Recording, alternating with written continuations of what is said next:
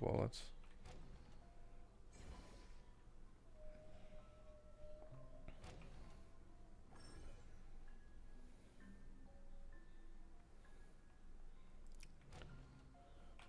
Let me change the color settings on my monitor because it's way too dark. There we go.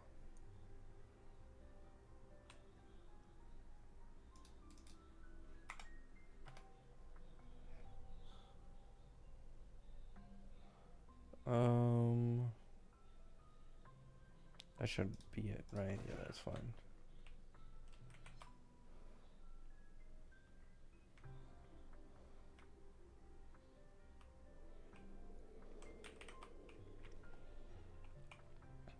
Hello, guys.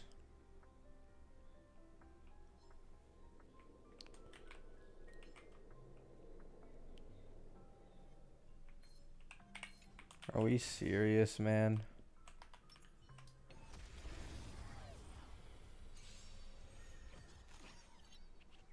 You won't get away. I hope for an end to strife in the world. Resonate all together.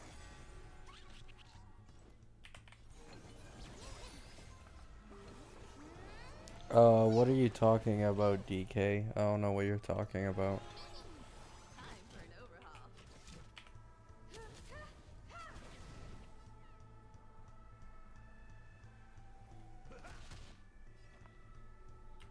Oh, need advice on my account?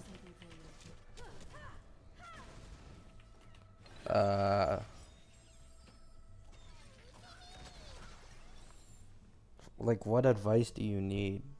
Like, I don't want you to, like, tell the entire chat, like, spam and all that stuff, you know what I'm saying? Because then I'm gonna be answering advice on people's accounts for, like, 2 to 3 hours straight. I need polling advice. You can tell me, like, the general stuff, like, who you have, who you're going for, blah, blah, blah. Well, like, the reason polling advice is always really iffy for me, and I don't really like doing it, is because if someone likes a certain character more than the character that would benefit their account more, then I get stuck in, like, this weird thing, you know what I'm saying?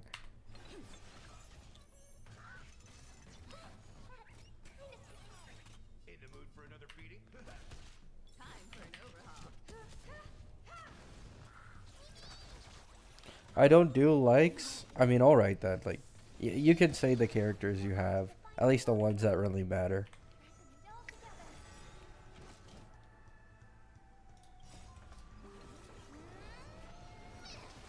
You won't get away. Reach the end of the story in your own way. Yeah, E0 Tribby is good.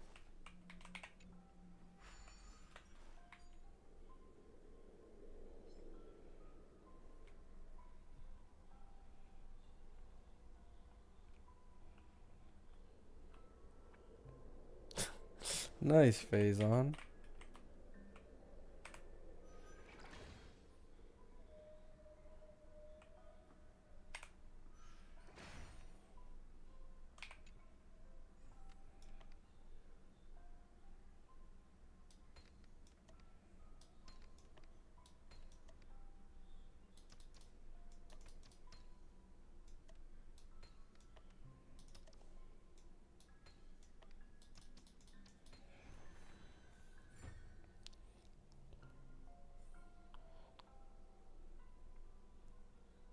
Do we fix Sparkle? I don't think they'll fix Sparkle. According to the leakers, basically all of these so-called, like, buffs to the older characters are through, like, straight multipliers and numbers instead of actually, like, fully changing their kit. So the only buff she could really kind of get is 100% action advance, because she's the only limited or the only 5-star action advancer without 100%. They can't. I don't think they can change her traces. Um, her traces are really ass. Make her turns or her buffs last longer as well.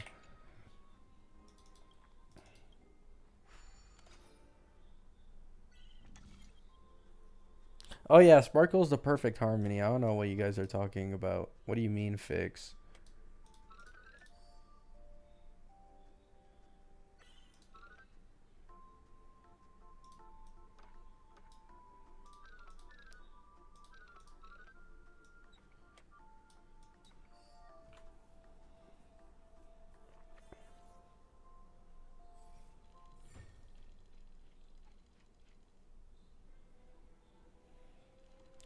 The thing is, person, I don't even think that like really applies. She is like outside of her action advance and like buffs not lasting that long.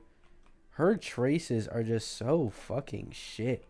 Like they're almost all completely attack related, and most of it like only works with other quantum allies, which is just like incredibly restrictive.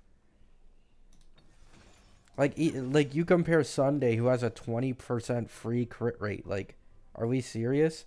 40 CV versus a few attack buffs. Like,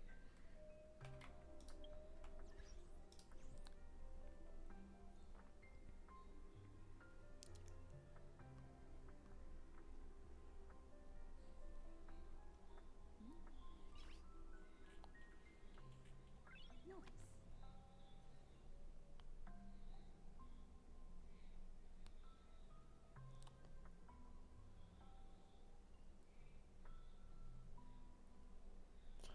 I lost 50-50 on all my supports. Robin, Zhao Sunday, and Tribby. Is your act okay? I don't think your Akron has S1. Otherwise, you would have said it. Yeah, I would not pull for Akron or Zhao on their reruns. I'm gonna be completely honest. Your Herda, at least currently, seems completely fine so long as you run her hyper carry with RMC. And Anoxa also isn't looking that great. I'd probably invest in a new comp. I don't think you really go for any reruns here. I think you just straight up go for a new comp. So I 100% would not. Okay, so if Castrus's hyper carry abilities get buffed, I would pull Castrus. However, currently, I would not pull Castrus. She's a little expensive, and with your 50-50 luck, that seems pretty bad. If you lose a 50-50 on Hyene or Castrus, like, it's kind of just over, you know what I'm saying? So, I don't know if I'd recommend pulling Castrus currently either. Probably, like, oh, it's too far away, though. Phanon? Phanon's too far away, though. Unless you can somehow continue to clear all endgame fine for like 2 or 3 patches, it would 100% be Phanon here. That's 100% the play. Because you get Phanon. The leakers have said his best in slot support is releasing the patch after. You have enough Jades after skipping so many patches to vertically invest in either Phanon or his support. And then you also have like Heislands in 3.5, Dawn Hung in March 7th, and then Cyrene in 3.7, who will probably be an emanator of remembrance. Like, it is playing the long game, but looking at your account, it's not really worth it to go for any reruns. And it's not really worth it to go for Castrus because of how expensive she is.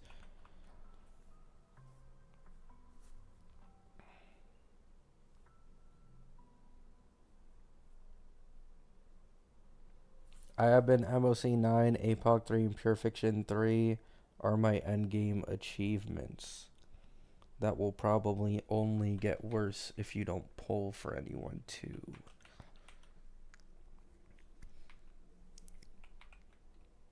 I don't know, man. The thing with Castrus is she is not looking like an anniversary unit right now. And it is V1, right? I fully understand that. It's actually V2, but V2 usually gets no big changes at all. But with current Castrus performance and current Anoxa performance, they are not worth pulling on in the slightest. Like, at all. at all. Um, the only reason I want to pull Castris on this account, which is Rob, is because I made this account for Castris. So even if she is underwhelming, I'm still pulling her either way. Unless I lose the 50-50, of course. But current Castris is not worth pulling on. And Anox is 100% not worth pulling on.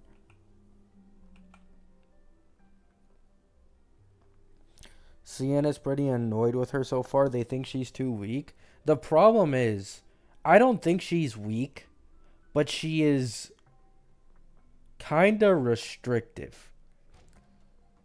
Like, she very clearly has a problem that Hoyo purposely puts into her kit and sell the solution with likely future units.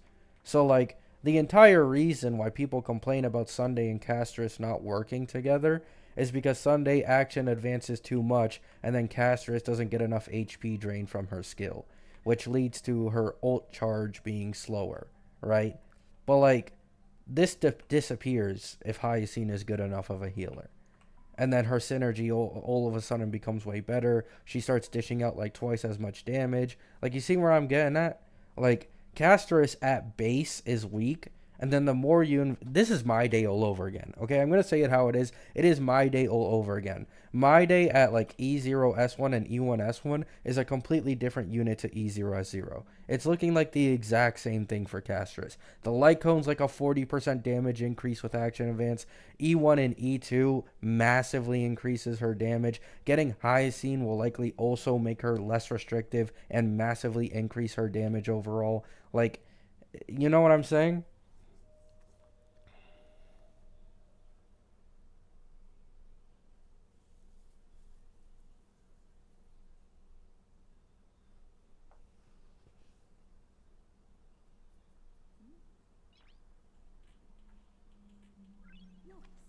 I'm hoping they mess up with Hyene, so I mean, they're not going to mess up with Hyene.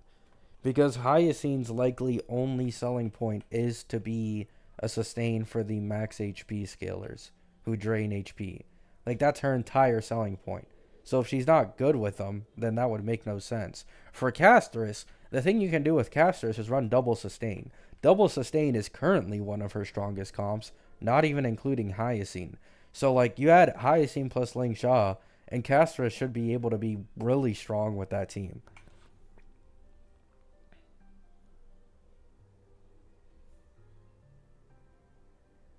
What? I don't think Castris is best free to. Castris can't use Bailu's Light Cone.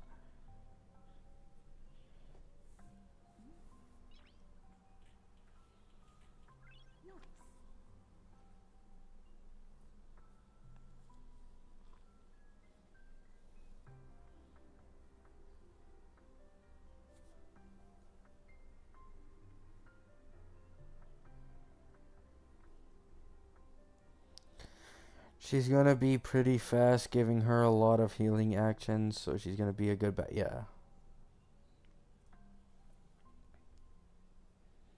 Do you have any clue how Hoyo can fix current Casto kit? Increase multipliers is basically it. Just increase multipliers. So here's another problem that Castris has in her current kit that they fixed before for an older unit, but they're selling in E1 Tribby. Castris does not have what Herda does, which I believe what they did for Herda in V3, at least yet, right? They can change this, but V1 to V2 Herda had this exact same problem, and this was what made V1 and V2 Herda so weak in value to like everyone else, right? V1 and V2 Herda had equal damage across all targets on field. So if there were less targets on field, obviously her damage would take a hit. However, she didn't have anything to compensate for that lost damage. And then in V3, what Herda got was, I believe, something that increases her damage done when there's like one or two targets on field, right? So it's not as good as her like full AoE, but it still helps her a lot in single target and other scenarios. Current Castris has the exact same problem as V1 and V2 Herda, which is that she doesn't do any more damage against 1 to 2 targets on field. So in AoE scenarios, she is 100% better than people like My Day and a few others, right? But the second you take away like a full AoE scenario, like she's just worse, right? She's not doing good in the slightest. Her damage gets cut off by way too much. So, like, the way a lot of people are fixing this, so-called fixing this, is by running her with E1 Tribby. Because E1 Tribby allows you to transfer the true damage to the highest HP mob on field.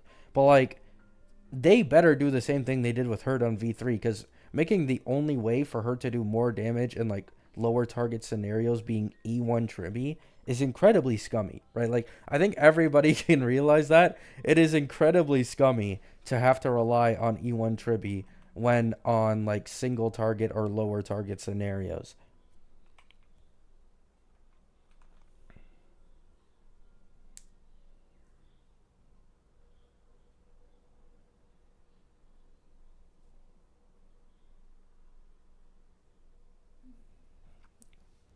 I mean, probably Zhao Q, Bryce. Yeah, like this is why I don't like AoE characters unless they get a buff like Herda did, right?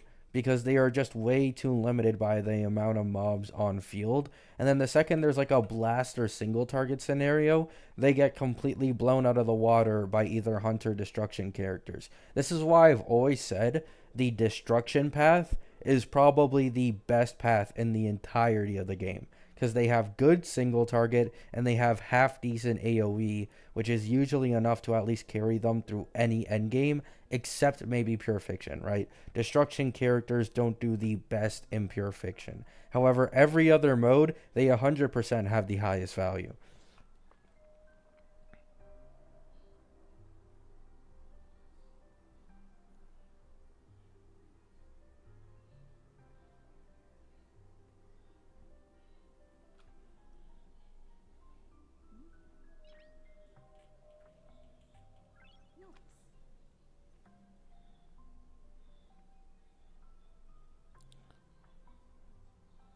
You just need Tribby RMC to make casters work. Making a character work. Okay, so the person was asking me value wise, right? And Casterus currently value wise is not worth pulling on in the slightest. It doesn't matter if you can make a character work because you can make any character in this game work. If I my Tribby on Rob when I get her E1, I'll probably be able to clear the entirety of endgame with a Serval as my DPS. Right? I can make anything work with certain teammates. But the thing is, like, what gives you the most value, right? Like, for example, this is why I rate Herda so fucking highly in this game. Her full free-to-play team versus her best in slot team's performance really isn't that crazy of a difference. Like, it isn't, right? So, something similar to that is a lot higher value.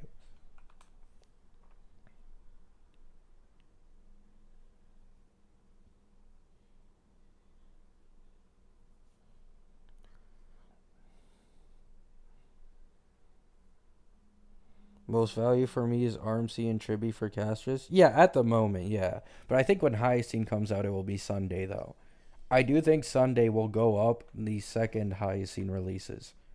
And it will be probably Hyene and RMC would be the two most important supports. The only reason Tribby is really good currently with Casterus, and like in my opinion, like up there, is because her follow up attacks are able to trigger Gallagher's Besotted. But like the second we get a healer who is better than Gallagher with his Besotted and all that, like that goes away. Tribby loses a bit of her value, and I think RMC is better, and then Sunday becomes better with Hyene. This is why I think Sunday will rerun in 3.3. I think he will rerun probably on Hyacine's banner.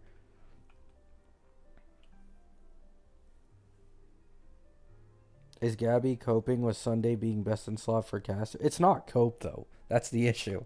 Like the leakers have like the testers have all said it themselves. The only reason Sunday kind of sucks with casters right now is because of the HP drain issue, where she's not able to get ult really all that much faster because all your teammates are on 1 HP, so she's not getting any drain from constantly action advancing her. Like, this just goes away if Hyene exists. You know what I'm saying? It is cope because caster skills off HP. What does that have to do with anything?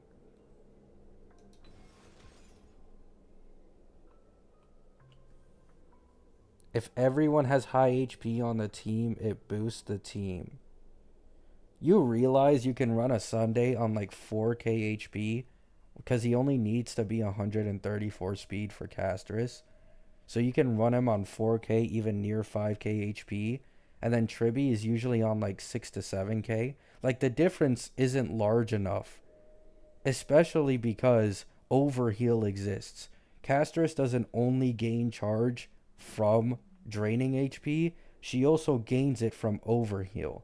So if a character's HP is lower, that means they get overhealed as well more, which either way helps casters.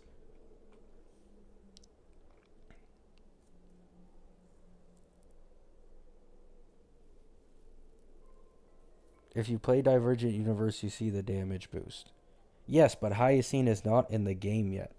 When Hyene comes out and she overheals, Sunday at 4 to 5k HP is completely fine, because it would take longer for Tribby to receive overheal because of her higher HP. Like, even currently, people are running casters with characters on 4 to 5k HP, and it works completely fine because they get a lot of overheal from Gallagher's Besotted. Either way, it barely matters if Tribby has 1,000 more health than Sunday, because Sunday has significantly more buffs towards the summon.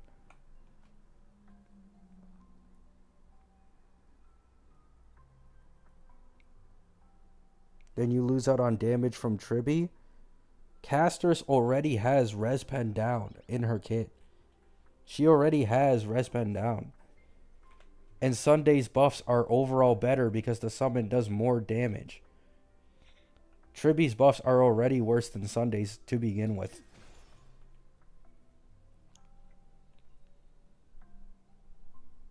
Isn't lower HP better for fast ult cast?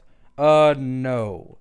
So, the thing you've probably been seeing is if you have characters at all level 1 next to your Casterus, it accounts the HP loss and gain through a percentage for your teammates. So there isn't like any specific number, like every 100 HP drained, like increases her ult charge by like 1%, right? It doesn't really work like that. It's the lower the level you are and the percentage of the character's HP is drained. That's how it affects her.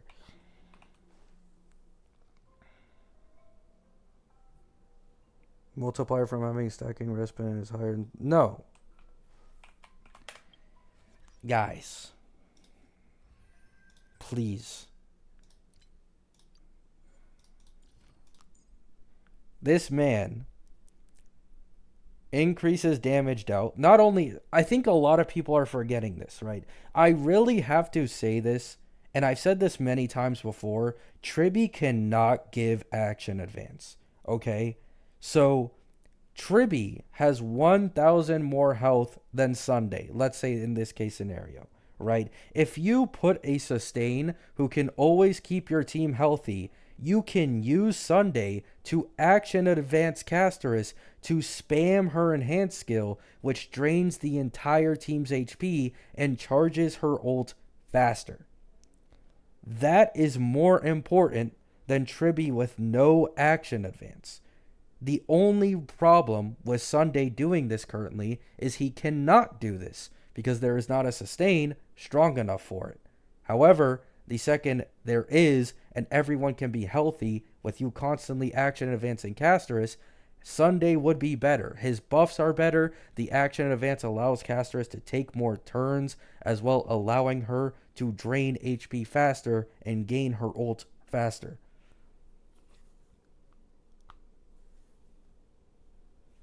Yeah, you have to do 4 ultimates with an S5 DDD Tribby to make up for one of Sunday's turns action advancing Castris. And Castris' skill is one of the most important things, if not the most important thing currently for charging her ult, right? Even Gallagher on some of the highest healing possible only does like 14 to 15% charge for her ult. When Castris takes a turn, it's like 30-40% when the entire team is on a good amount of health. So action advance in this case becomes significantly more of something Castris wants when there's a sustain who can keep the team healthy the entirety of the time.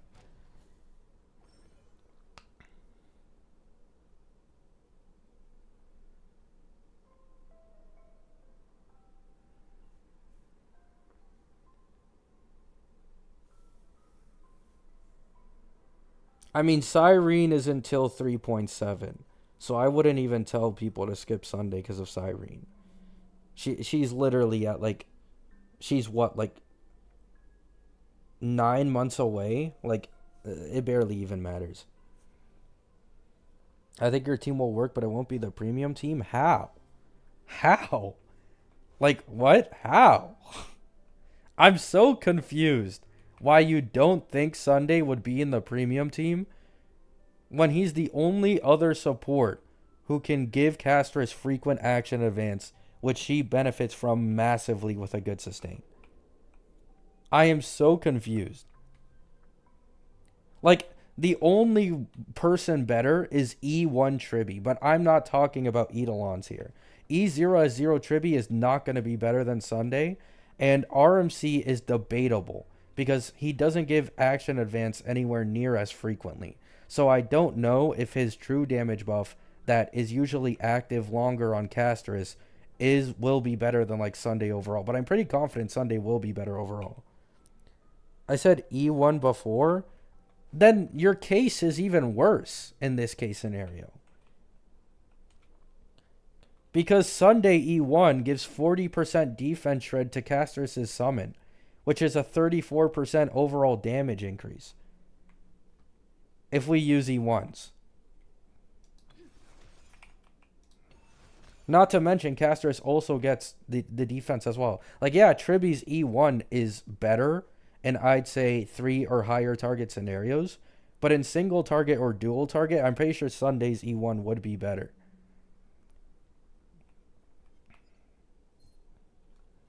The gap is huge between Sunday and Tribby. It isn't. Because I've already seen multiple showcases from leakers, and almost all of them say that Tribby plus RMC and Sunday plus RMC are currently performing very similarly. Like, I've seen this from multiple leakers at this point.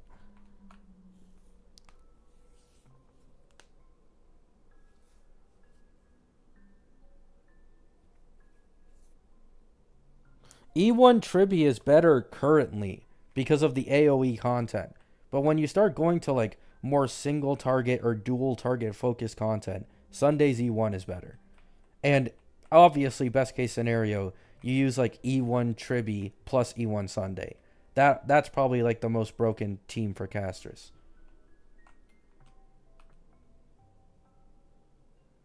Well, yeah, you're not going to see any content that doesn't chill the new character, TJ. You know what I'm saying? Like, that's the entire point. They switched the endgame content to make it look better for the newer characters and chill them. And then down the line is when the content changes for the other newer characters. Like with Fei Xiao. Fei Xiao went from 0 cycling for me with a sustain to taking 3 to 4 cycles the second it went to AoE content.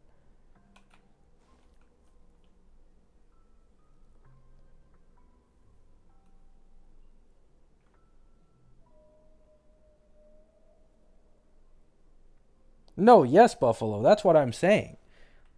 I'm saying Sunday and Tribby together. With if you were to use E1, I think Tribby is worse than RMC, unless you include E1. You need that E1 for Tribby to be a better option than RMC, in my opinion.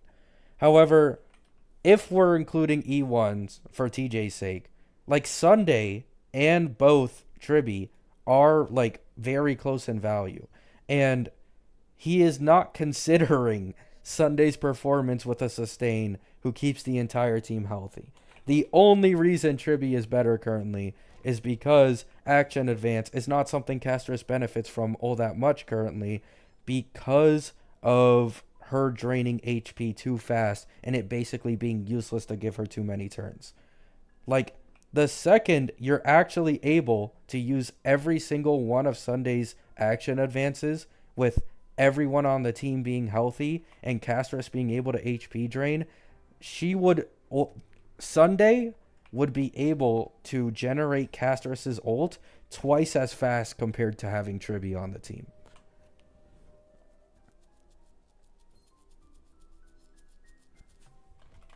No one cares about Castris not benefiting from Sunday's ult, man. Oh my, how many times do I have to go through this? His 20% energy buff is fucking useless. It barely matters, especially when she's getting like 40% charge every time she uses a skill on her turn. Guys, please, I don't want to go through this all over again. Nobody gives a shit about 20% energy that she's missing out on, man. 20% energy every like 3 Sunday turns. It's not that important.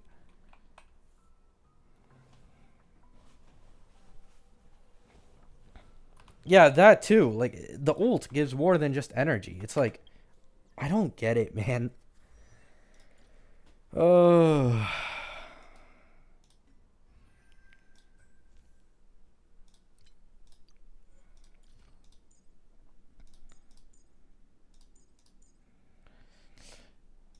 Okay, here we go.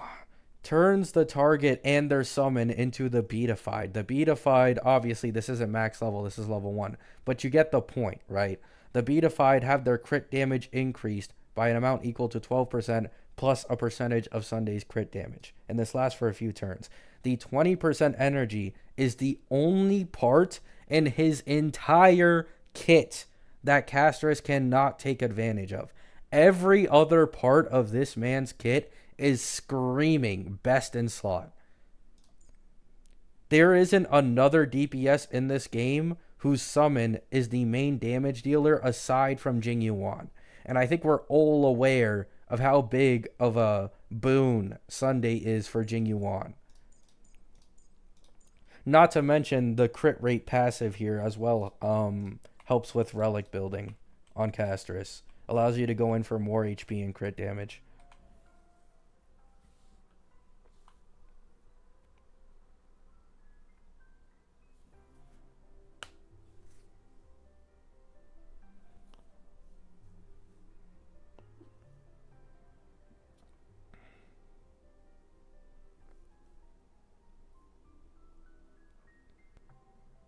Yeah, exactly. Like, I've literally brought up this argument before, T.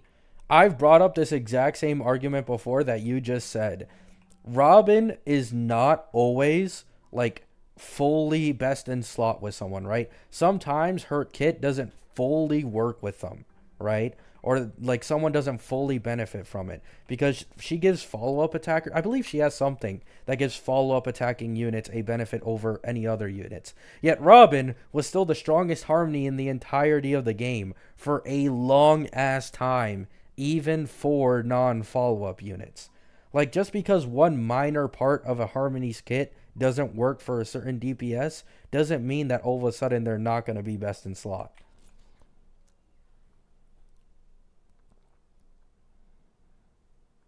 No, I agree, person. That's what I'm saying. Like, I've been saying this. Caster's value in single target currently is straight up ass. Like, that's when My Day, the duo DPS team, really shines, is because My Day is a destruction who has actually decent single target. So he's able to, like, take over in that scenario. But I don't want Casterus to be reliant on My Day in single target situations. Or rely on E1 Tribby, right? Like, I think that's really stupid.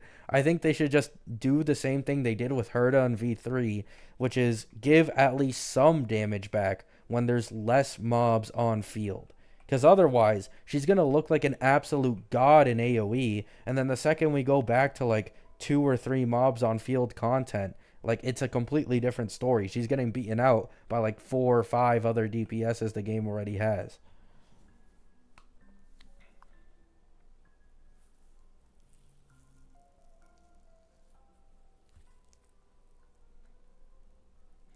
I don't think Castress will be relying on them. I'm quite confident that there's a decent chance they change her like they did with V3 Herda. A lot of people were saying the same thing for Herda in V1 and V2.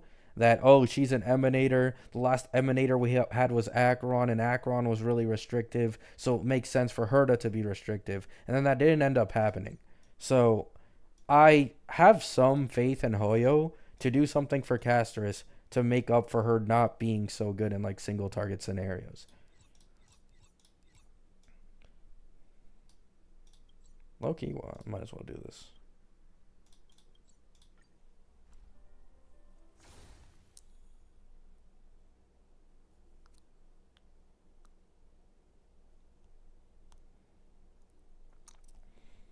My Day and Caster's team clears the fastest with investment, which is unrealistic to a lot of people. And by investment, I mean like E0 E1 Tribby, E0 S1 Castress, E0 S1 My Day, because his Lycone is like a 40% damage boost. Like, I've already said this before. I am aware that her best in slot team is with My Day if you put more investment into the team cost wise. However, when you're talking like E0 S0 or only one E0 S1, I don't think My Day plus Castress will be her strongest team. But yes, with further Eidolon investment, 100%. Because My Day at E1 S1 and E0 S1 is a completely different unit to My Day at E0 S0. It's the exact same with Castress at E0 S0 versus E0 S1 currently. And it's the same with Tribby E0 and Tribby E1. Like, all of these units are completely different when you actually invest more into them.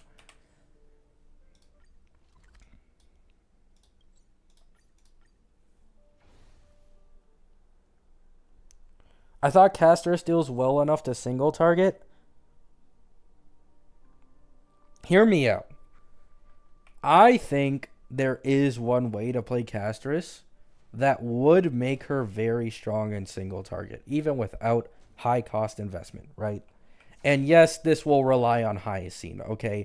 As to no one's surprise, this will rely on Hyene. When you explode the dragon, it does 6 instances of quantum damage based off of a certain amount of max HP damage, right? So it does a lot of damage.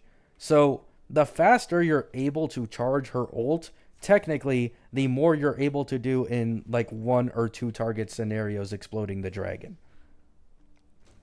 So once again, like, for my case scenario of me believing Sunday and Hyene will be the best in slot supports for Castress, this would mean that because of Sunday's action advance constantly letting Castress drain HP and get the ult faster, this would make her better in single target scenarios or lower target scenarios. Because exploding the dragon does give you a pretty big damage boost.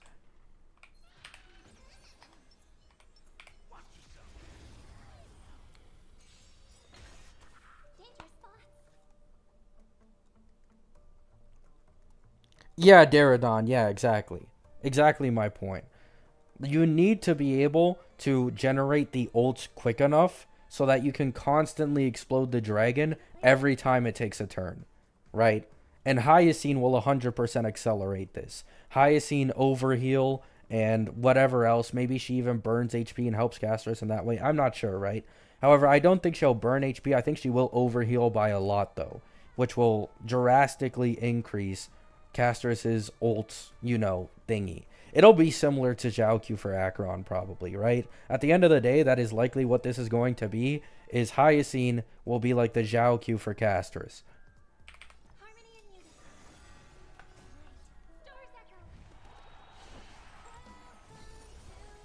Hyene does burn HP from the leaks? No.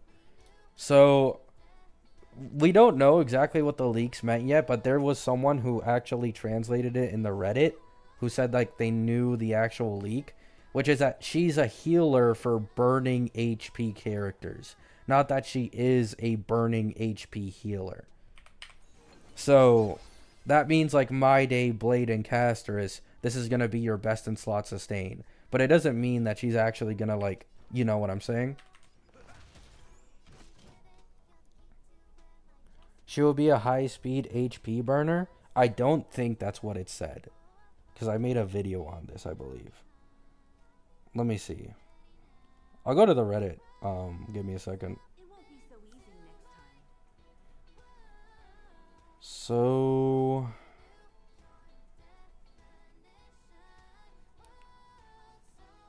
yeah, it says burning HP healer 2 days ago. That's all it says.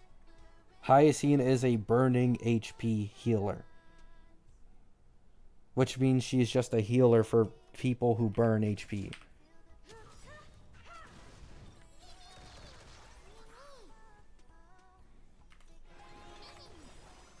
using random weapons has its desire to control the heavens, and I'm no exception.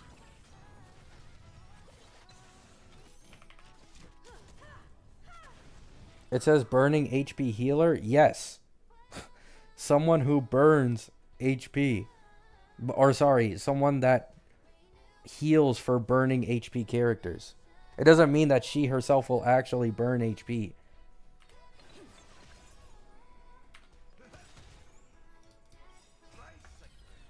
I mean, she 100% could. I'm not saying she can't. But there was someone who literally went in like the Reddit thing and corrected it and said, hey, this doesn't actually mean she burns HP. We don't know that yet. All we know is that she's a healer for the people who actually drain HP, which is the exact same thing as Casterus, Mayday, and Blade. Guys, I'm not going to get into semantics here, okay? If you don't get what I'm saying, it is what it is. You won't get away.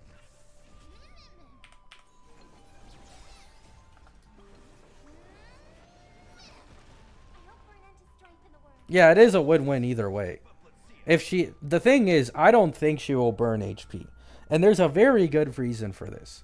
I think this is a character being sold after Casterus as a best in slot for Casterus, right? Like, yes, she'll be best in slot for Mayday and Blade, but specifically for Casterus.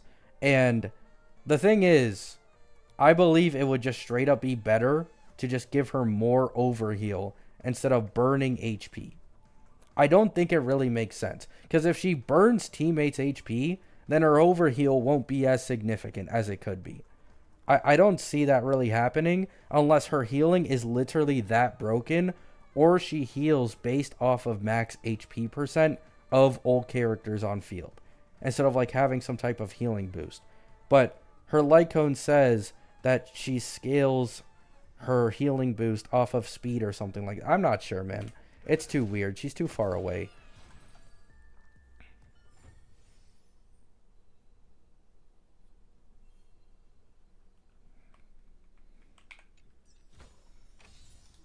The thing is, I don't want them to make Hyene too broken. Like, I know where you guys are getting at, like, burning HP healer, but, like, that would make Hyene, like, way, way too broken for the HP scalers. To the point where, like, every other sustain option looks like complete shit. I really don't want another Jiaoqiu situation. I really don't want that at all, if I'm being honest. Right? Maybe some people out there do want that. I do not want that. Like, pulling Hyene wouldn't be an issue for me, but, like...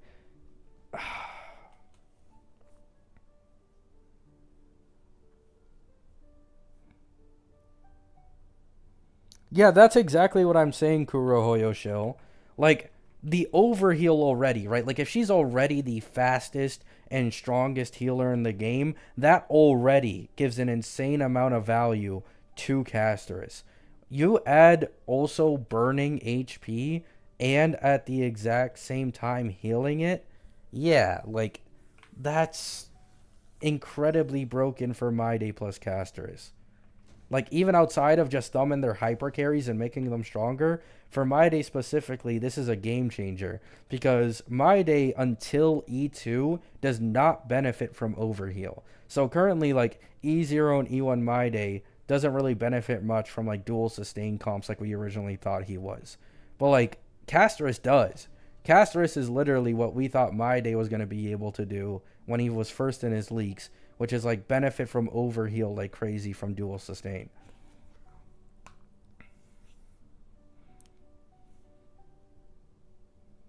Does Casterus still have the global revive? Chem, you wouldn't fucking believe it, man. You wouldn't believe it. They actually, instead of either changing the revive or what's it called? Instead of changing it or removing it, they're actually adding more to it. So, yeah, it seems like they don't exactly give a shit. The dual sustain comp was very weak though, compared to the. No, I know. Wait, no, for Castris, no, it's not weak. It's not weak at all. Dual sustain for Castris is not weak, if that's what you're talking about. There's already a few videos out there, even outside of the Dragon Boss. Like, she, at E0S1, she basically won cycles. She won cycles with dual sustain. Dual sustain works, but it clears slower. I haven't seen that at all. I haven't seen that in the slightest. I've seen 2 dual sustain showcases with Castris, and she clears in 1 cycle at E0S1.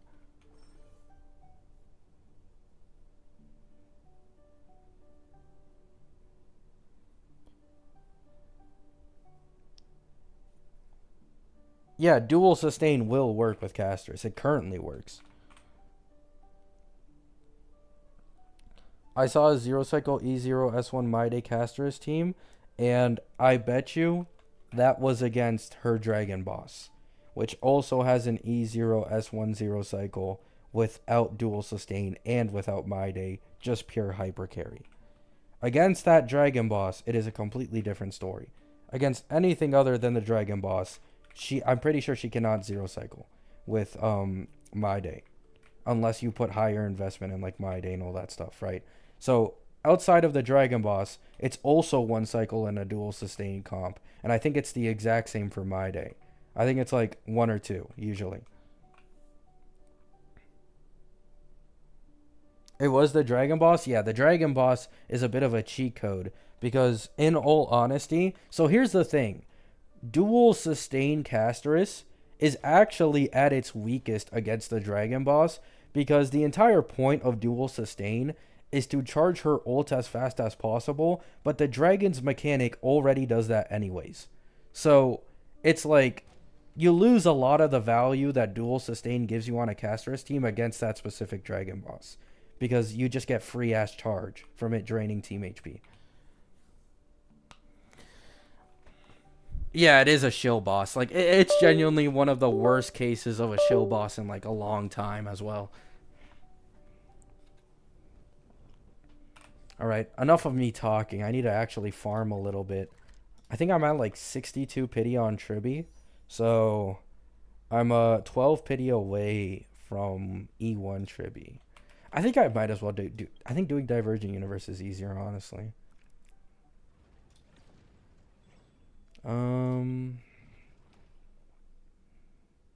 Do I have anything here?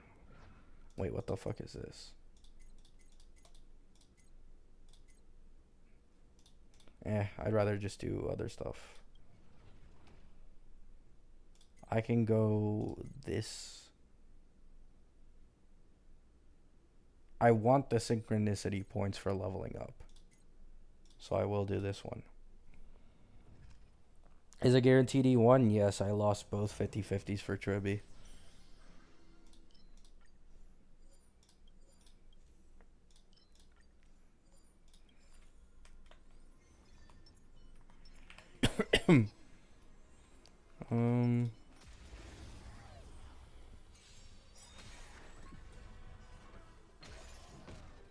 I hate showcases with Dragon Boss.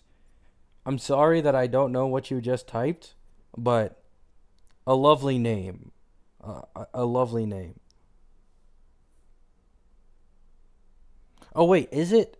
Wait, is your name on the right side and you typed I hate showcases with Dragon Boss?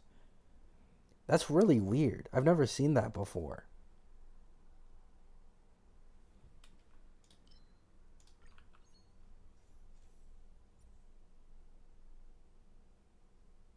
Oh, that is how it works. That's my first time ever seeing that. Sorry.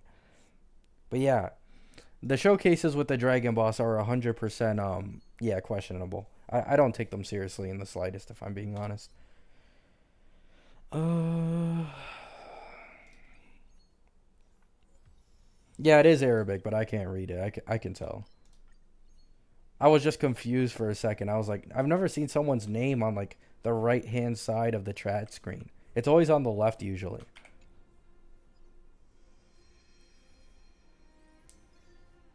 Oh, it reads from right to left. I see, I see. That I did not know.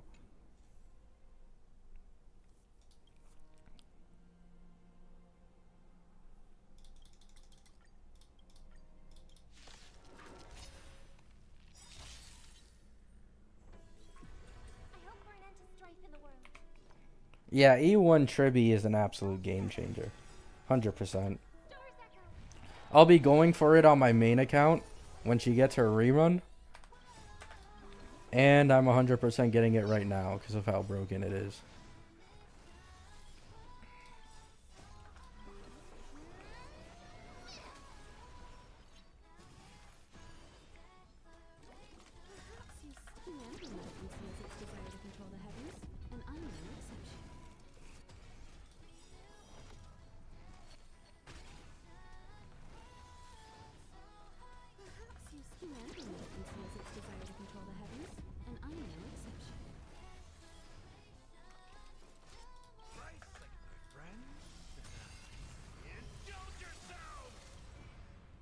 Huh?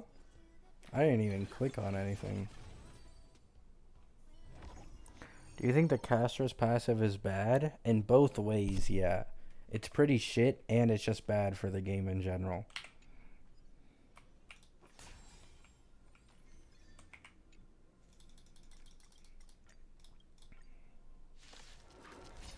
What does E1 Tribby do again? Every time she follow-ups, you get a burger. So, basically, it like cuts your food costs. And with the tariffs going on these days and the egg prices, honestly, it's pretty huge. Yeah.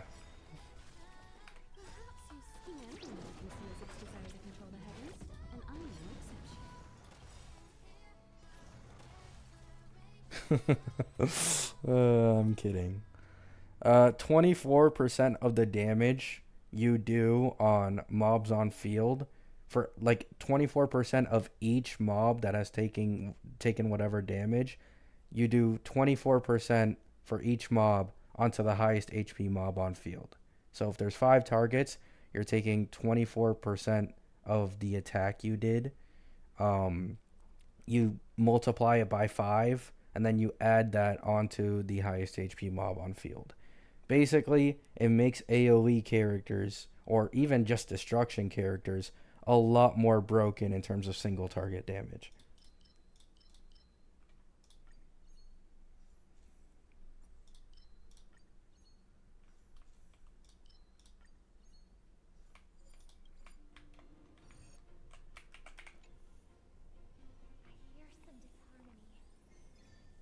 I pulled Robin already, though.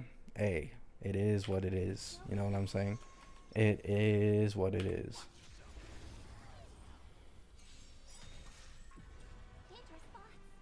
Her global passive should only work in SU and the overworld, not the endgame modes. The thing is, if it doesn't work in the endgame modes, no offense, but like they wouldn't have put any effort into it in the first place. Because like, I know there are people out there who struggle with story, but in almost no case scenario is only one revive enough to save a really shitty player from the story anyways, right? So like they very clearly made it with the intent of it being in endgame modes, because that's where you would actually benefit from the passive. Outside of endgame modes, like nobody really cares if a character has a passive, right? And that's a good thing, right? It would be better if they made it not work in endgame modes, but my point is they want it to work in endgame mode so that people want it more.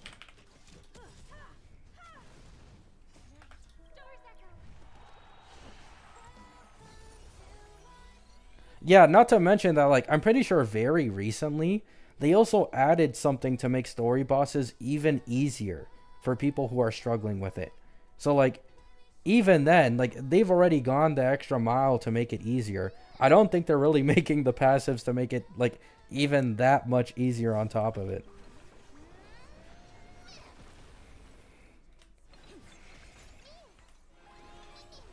I have something for you.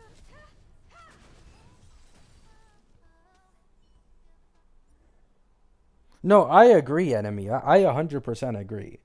I'm mainly just arguing that like they very clearly put this into the game with the intent of it working in endgame.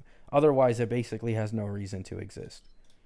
But yeah, I agree. It's best if it just doesn't exist because then what happens if like Phanon gives your entire team like a somewhat attack buff, right? And then right now, global passives isn't an issue, right? It just isn't, right? Because if I had to guess all of the characters who will get global passives, it will be Castris, Phanon, Cyrene, and maybe someone else. I don't know. We'll see.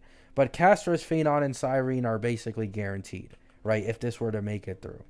And the more characters with global passives come out, the more these passives stack, which makes it more and more and more broken. So I don't know. I don't exactly hope. I don't hope it goes through.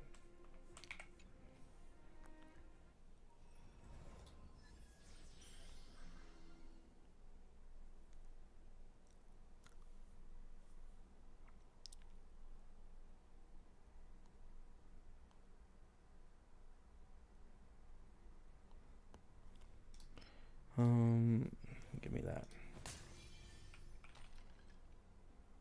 Tectone says he has sources that told him future global passives would be like more max HP, speed, attack percent, and I shit you not, increasing the level of your skill damage or skills. Yeah, like shit like that would completely break the game. Exactly. Like something like that would be absolutely disgusting. Especially skill. That would be an insane buff to Herda and a lot of other characters who do their damage off skill.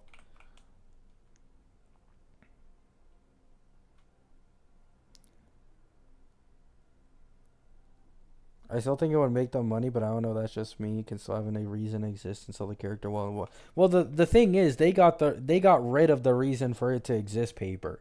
Like this is kind of the problem.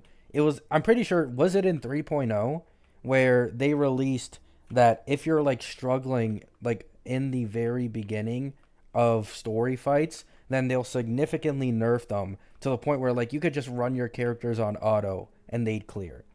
Like that's the issue, right? Like this would have worked before they made that change, but now when story content is easier than ever to clear, it's a bit more like, you know what I'm saying? Like you have to literally never farm relics like in the entirety of your time playing this game to not be able to clear the story content. Like it is like very bad if you cannot clear story content.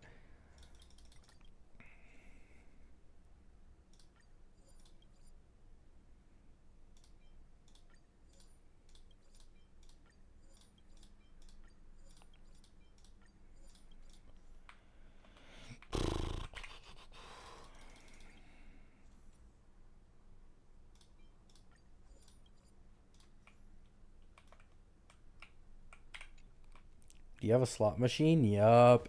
That's why I came here, baby. Wait, only a 150. Casual mode started in phase patch. Oh, okay, I see. Thank you. Come on, give it to me. I don't even want the Eidolon one because it's like useless with the shitty characters. I mean, technically Robin goes to E2 and gives the speed buff, but doesn't really matter. Really, man? Wait, doesn't it say the price? Oh, fuck. I probably have a curio I didn't look at that gives me less cosmic fragments.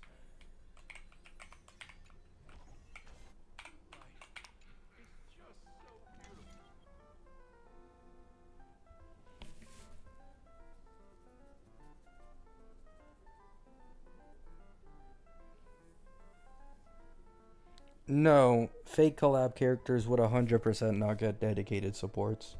100%, because they can't be reran, I'm pretty sure. 99% chance the fake collab character does not get reran. So it wouldn't make sense to make them reliant on a best in slot support.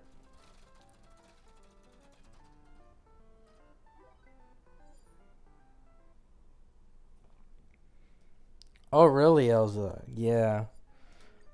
Unfortunately, I was looking at the Reddit this morning, and someone who is actively on Billy and all that stuff mentioned that the CN community, for the most part, has zero issue with the passive.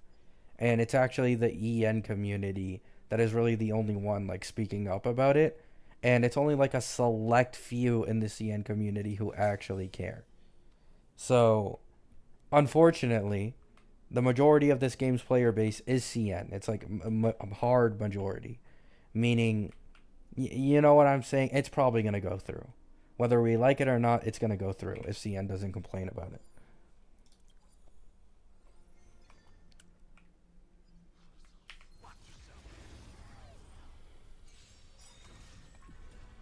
Just pray they don't give a global passive to a collab character. That's actually what some people were saying on the leak Reddit a bit ago. I don't remember if it was like a full, like, real leak from a reliable leaker, but I remember seeing it somewhere on the Honkai Star Reddit that one of the rumored global passives, the fourth one, outside of Castris, Phanon, and Cyrene, was possibly the fake collab character being Saber.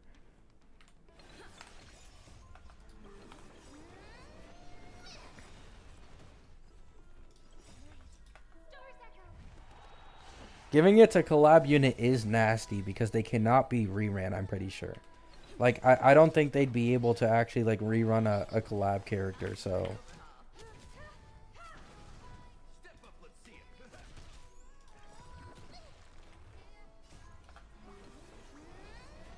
Some leaks say Artoria gives basic attack level +1. Yeah, like something like that, yeah.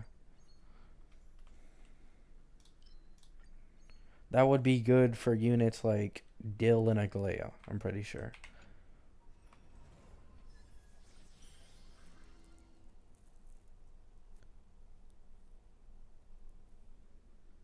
Yeah, if nothing gets changed in V3, likely nothing will get changed in V4 and V5 when it comes to the passive.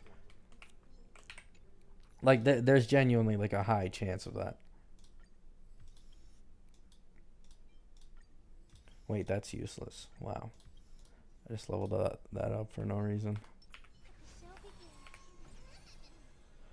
Oh, I don't have a single element to cover.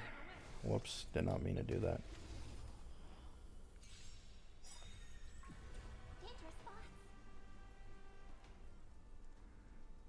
Do you say that because... Oh, I'm pretty sure they have to, like... It's fine for them to release a unit, but to end up rerunning them, I think they have to, like, do the collab again. Or, like, you know, some type of shit to get permission from whoever owns the Fate IP to rerun them. So, like, it's a lot harder to rerun a collab character from an IP that Hoyo themselves doesn't own. Like, for example, Sparkle in High 3, she can probably be reran completely fine, but this is not Hoyo's own IP, so.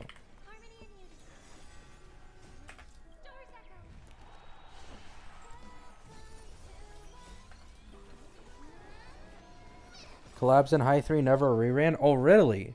So, like, not even Sparkle would probably get reran? Damn.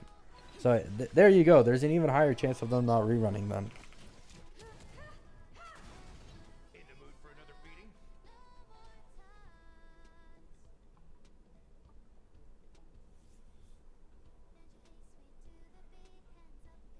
Is their version Sparkle better than ours? I have no clue, but at least from, like, the things I've seen, yes.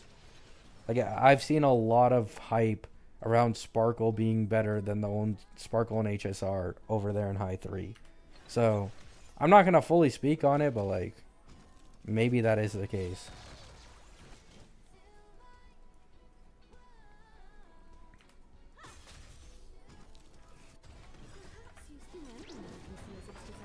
Sparkle has more animations. Better animations. High 3rd Sparkle is way better. She has a skin and has good animations. Yeah, there you go. There you go.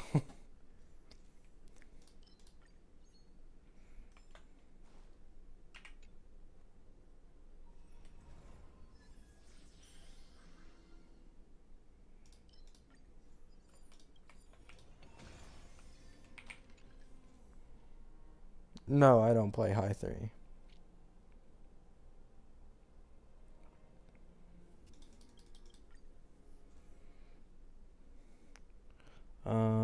I'm gonna get. I can get 1 blue, 2 gray.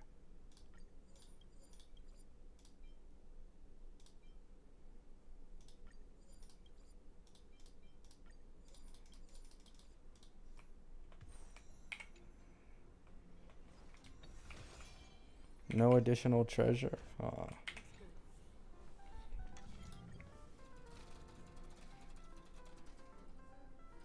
Nice. Oh wow, how beautiful.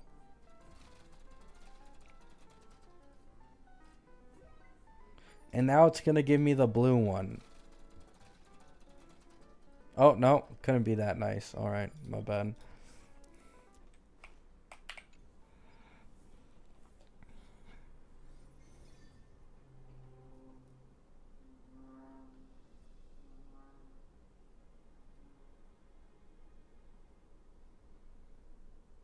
Why do they hate our Sparkle? I mean, they could make her good with Cypher, like, unironically. I did make that video as, like, mostly a joke, but, like, it literally could come true.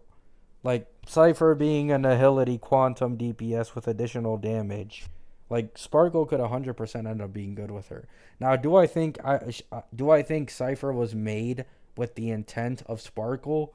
Probably not. I actually think it's a lot more likely that the new best dot team or something like that might end up being like Heislands plus Cypher, and then you run like Robin plus someone else.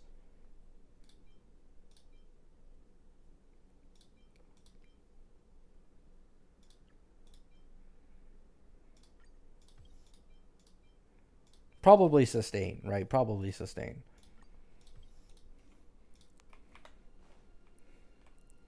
Because now that I think of it, it makes sense. Because Don Hung Preservation was moved up to 3.6, and Heislands was moved down to 3.5. So it actually does make sense.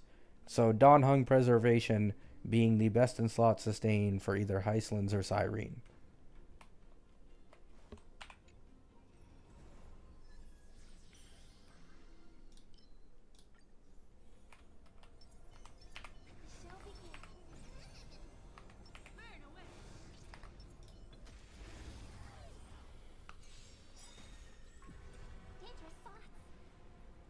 You're gonna have some good content when the old unit buffs are officially dripped. Oh yeah. If they actually get like significant enough buffs, like I'll probably make more videos of me clearing endgame content with people like Seal and Silverwolf and like all of those. Because my main account has the dot team, it has Silverwolf, it has Seal, it has I think another like kind of old DPS, but I don't remember who they are. Like if all those characters become like genuinely usable in endgame without really high investment in supports, then I'd 100% make more content off that. I think they will just be multiplier changes. Because the thing is, I don't know how it works, but like if they reworked entire kits in the way they worked, that would also kind of fuck with the Eidolons. You know what I'm saying? So I don't really know how that would go.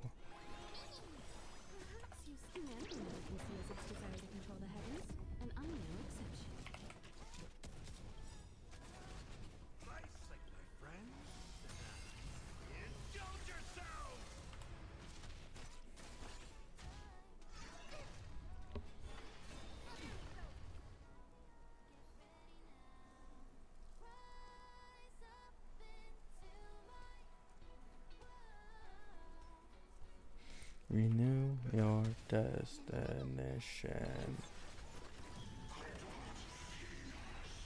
I think, obviously, The people who will probably be the happiest with older units getting buffed are people who are whales. Because, like, if your old E2 or old E6 DPS, even today, still clears endgame, after they get the buff, they'll probably be, like, pretty insane. So, like, me personally, I hope that, like, near version 4 or in version 4, Acheron receives a buff. Like one of these old unit buffs. And then I'm able to just completely slay everything with my E2S1 Acheron. Because it'll happen eventually, right? Like, I'm quite confident in saying this. Probably near the end of 3.x, Acheron's probably going to be in, like, tier 1, right? Like, tier 1 or tier 1.5 compared to a lot of newer DPSs in 3.x.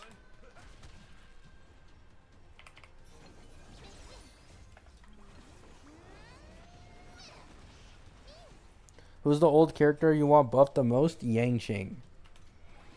I think every character in this game has more use than Yang, at least 5-star wise. Like, Welt can kinda be used in very weird ways to, like, be ran as a sustain. Bronya can still be used as a harmony alternative. Bailu and Japard, they're sustains at the end of the day. Anyone who doesn't want to pull for premium sustains can use them on their account. Himeko is currently, like, really good in Pure Fiction and in Super Break. Yang has nothing. He literally has nothing.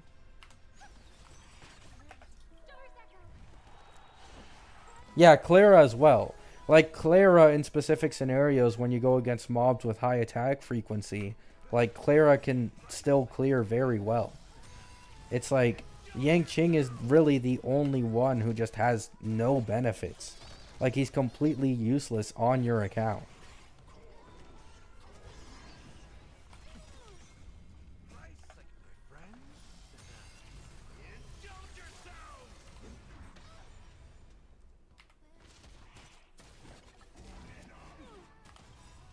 Perhaps humanity conceals its desire to control the heavens, and I'm no exception. I also think, okay, here's the thing. A lot of people might disagree with me, right? Because Bronya is for sure one of the best aging standard units in the entirety of the game. But, like, for the unlucky people like me who still do not have a Bronya Lycone on their main account, they need to do something about Bronya. Either they buff her overall in terms of what she gives, or they just make her a tiny bit more skill point friendly. I think it's really, really annoying using Bronya, in my opinion, without the Lycone.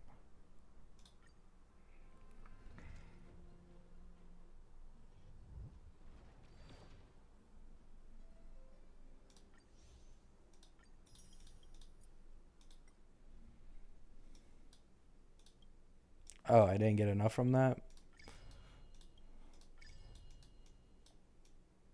Oh, that's the only one I'm missing. Nice.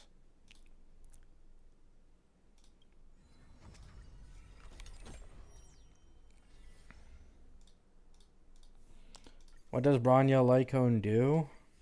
I think it does something with her skill points and ER, I'm pretty sure. That's all I remember, to be honest. And it increases damage dealt by the ally you use skill on. I actually don't remember.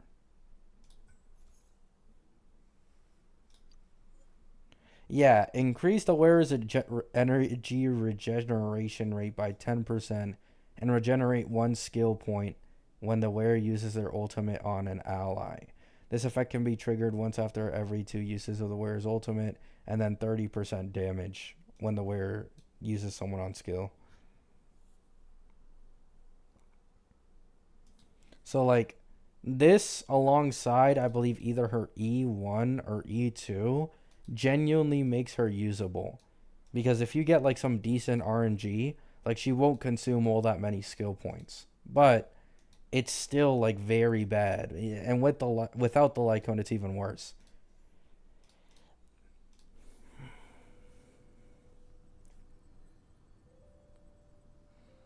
Like, I have an S4 Clara Lycone on my main account, but not a single Bronya one, which is, like, annoying. Like, I'd rather have an S4 Bronya cone, man. I'm pretty sure an S4 Bronya cone has more ER than Robin's own signature, which would be huge for her on my main account.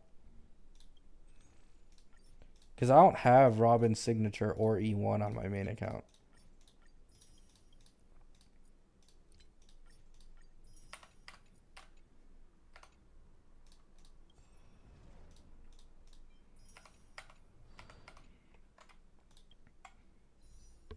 Tribby, please. Fuck, man. I'm gonna have to wait until, like, near the end of the banner to hit soft pity.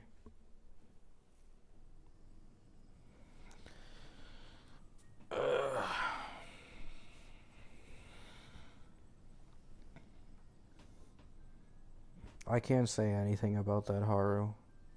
How am I supposed to say anything? I have no clue what the fake collab characters are gonna do. There's a new event out right now. Nah. There's no new event.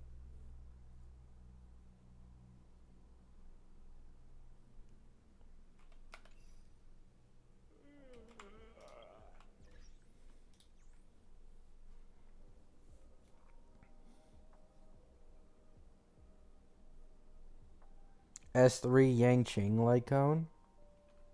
Bro farmed it already? What do you mean? This event came out like 1 or 2 days ago. Like, I'm on Asia servers. So if you're on NA servers, it probably took you longer to get this. But this is like, I got this earlier, and this event is like completely doable on autoplay. Like, it takes like 1 or 2 hours.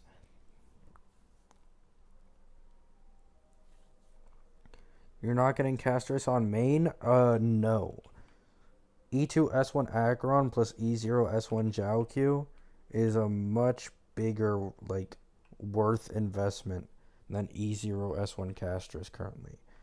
Because you might think that the Acheron is technically more expensive, but, like, I go E0 S1 Castris, then I have to get Hyene, then I have to get Tribby on the rerun probably, or whoever else. Like, I don't want to do that. Or Sunday, sorry. I'd probably need Sunday if he ends up being best in slot when Hyene releases. So pulling Castris would be more expensive. Not to mention E2 S1 Acheron plus Jiaoqiu is, like, already good enough, man. Like, I'm pretty sure E2 S1 Acheron plus Jiaoqiu is stronger than current E0 S1 casters.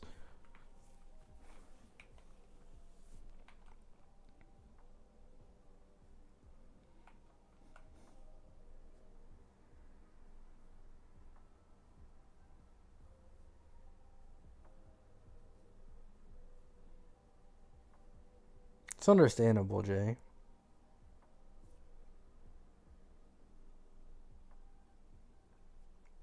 Hello, Kane. Tribby's E1 holds more value. I've always said this before. DPS Eidolons are basically a scam in this game. Because obviously that DPS, that Eidolon, can't benefit anyone usually except for themselves.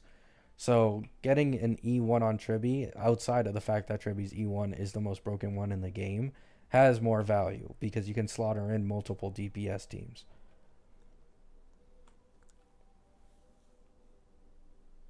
Who is this fake J? I'm the original.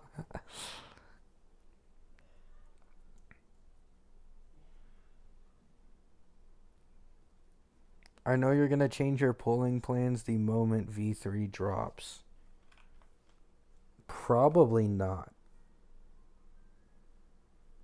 Yeah, probably not. Like, I don't think you understand how strong they'd have to make Castris in V3 to make me drop getting an E2 Acheron with Jiaoqiu. Like, that is an absolute insane DPS team. Like, the only thing that beats that on my account is my E2S1 Herda. Like, they'd have to make Castris the strongest DPS in the game. Yeah, they'd straight up have to make Castris the strongest DPS in the game for me to actually do that. V3 drops in a week. Because V2, I believe, was like yesterday night.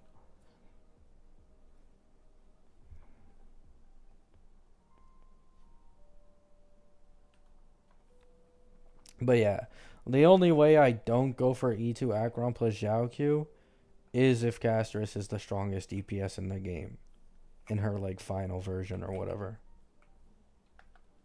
Which I don't think is gonna happen, by the way. Especially without Hyene. Like if she's the strongest DPS in the game even without Hyene, then it's like, you know what I'm saying? That's insane levels of power creep. Like it's actually insane how bad that is.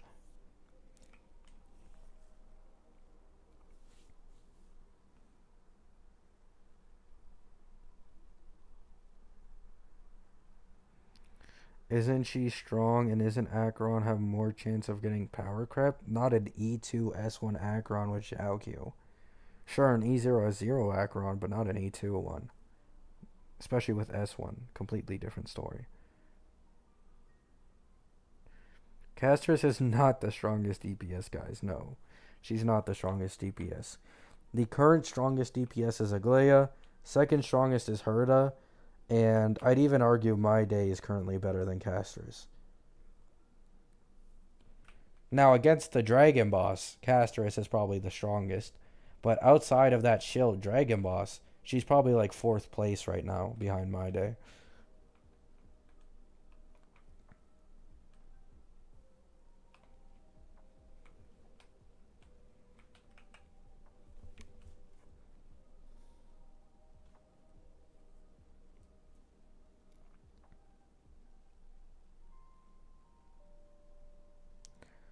Don't go for E2, wait for Cypher's kit. I don't want to pull Cypher anyways. So I'll go for E2 no matter what. I feel like a lot of people forget this, but E2 Acheron just becomes stronger the stronger new supports get as well.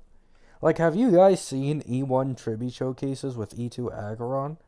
It is fucking diabolical, man.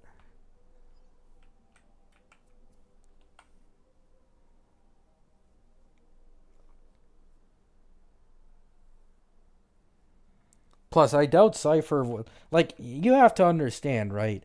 For Cypher to somehow come out and make me want to pull her more than an E2 Acheron, not only does she need better animations than Acheron, for some reason, like, they're 100% not doing that in the first place, right? Castris is the one getting special treatment right now.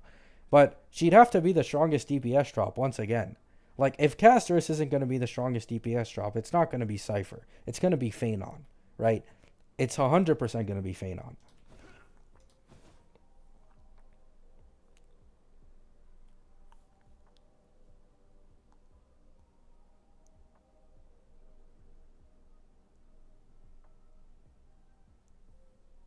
I'm not going to quit the game if Castris' global buff goes through the game. For one reason, it does not affect me. Not because I am a whale who's going to pull every character, because I simply will not give a shit and not pull for characters if I don't like them. Now, if it gets to the point where it's like current power creep, where we go from like Castris' global passive, where you only get one revive, and even then the character still needs to be healed or shielded to come back, and then it goes to like 40, like 30% crit rate, crit damage, attack percent, skill level up. But like if it gets to that point, sure, I might quit, but I don't think they'd start scaling the end game off of global passives because as far as I'm aware, these global passives that they're implementing are only for a select few important characters in the story. So like Cyrene, Phanon, Castris, version 4 will probably also be like 2 or 3 main characters if the global buff were to go through. Like, I don't think they'd scale the end game off of global passives. And even then, I don't think they'd be that strong, right? The issue is what if, right? Like, this is where the issue actually comes from, right? It's not about what's happening right now. It's about what can they do to this system in the future to make people start relying on pulling for it, right? Like, will they be this greedy? And it's a gotcha game with a company owned by Hoyoverse. So the answer is almost always yes, right? But until it gets to that point, I probably won't quit the game.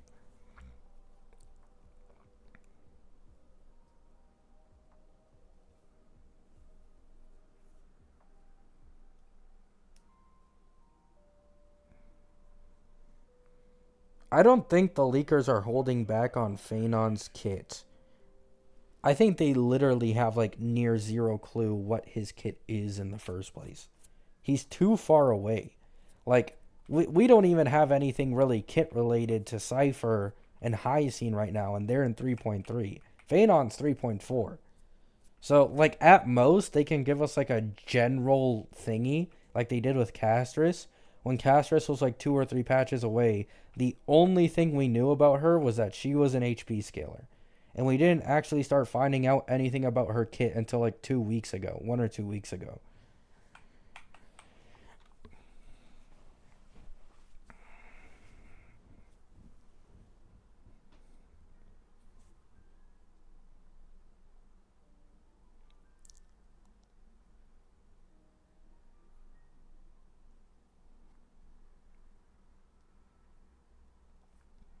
It wouldn't be that many, Alum. It wouldn't be that many. At most, it would be 4 if you were to include Saber. However, if they didn't do it for Saber, the only characters they do it for is Castris, Phaenon, and Cyrene, because these are currently the 3 main characters for the Amphoria story. I don't want to go into story spoilers because I've already seen it on the Honkai Starro Reddit, and I don't want to get into I don't want to spoil it for people who only come here for actual like damage leaks and not story spoilers, right? But Castris is a very important character in Amphorius, next to Phaenon and Cyrene. So these are the 3 characters who would probably receive global passives.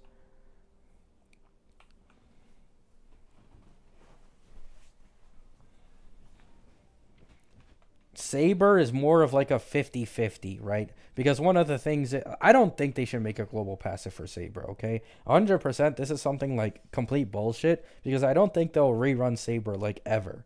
So having like one global I mean, if the global passive is weak, it's not that big of a deal, right? But if the global passive is strong and she never gets a rerun, it's like, are we serious right now? Thanks, I'm still doing story. Appreciate it. No problem. I mean, even if you were to finish the current story, you still wouldn't know about this. This is like a Honkai Star Rail Reddit leak that goes to damn near the end of 3.x. But yeah, no problems. I don't really like giving story spoilers. You know what I'm saying? It's a bit weird. I only talk about kits and characters' value.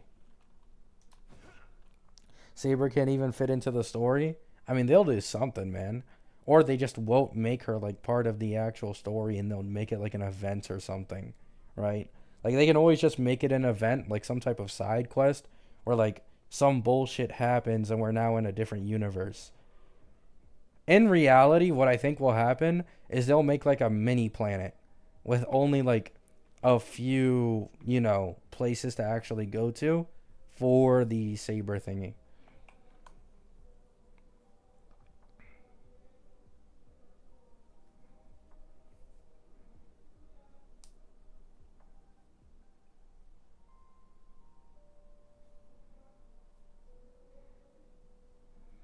Which Hoyo would release more good 4 stars? Yeah, I agree.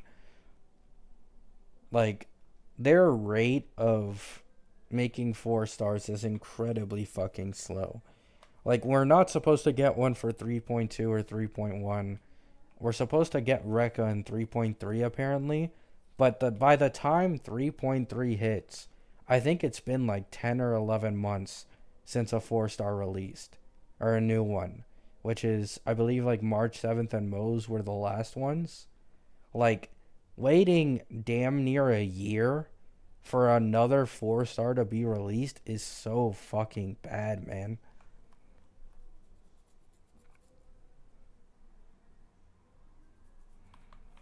Back in 2.5, yeah, 2.5 then to 3.3. Like, oh my god. 2.6, 2.7, 3.0, 2. Yeah, 2.6, 2.7, 3.0. That's 4.5 months. 3.1 is 6 months. 3.2 is 7.5. 3.3 is 9.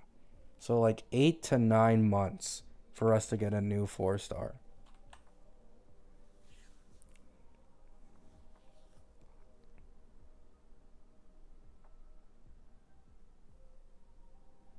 I don't know about E2S1 casters. I have not been looking at E2S1 casters runs all that much, if I'm being completely honest. Um, in AoE, she's probably the strongest DPS in the game. I think I've seen one video, and she did like 3 million damage in one turn with the dragon, which is pretty diabolical. But I didn't make sure to see if they were using things like E1 S1 Sunday or E1 Tribby and stuff like that. So it could be inflated by the support's investment and not necessarily Castrus's. But there's definitely a good chance he has the strongest E2S1 in the game.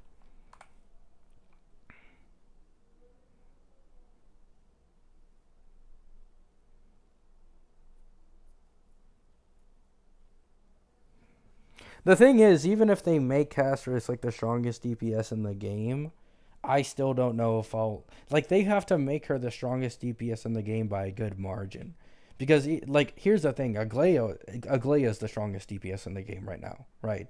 When we're talking about in a sustained comp and without needing like too much like Lycone and Eidolon investment, it is Aglaya. And I had zero issue skipping Aglaya because I just did not really give a shit about her in the slightest. So even if they make Castris the strongest DPS, it has to be by a good margin to make me skip over an E2 Acheron and Jiaoqiu.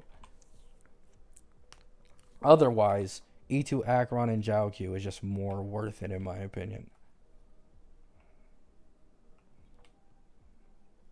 Because Acheron will continue to scale with better harmonies and better nihilities.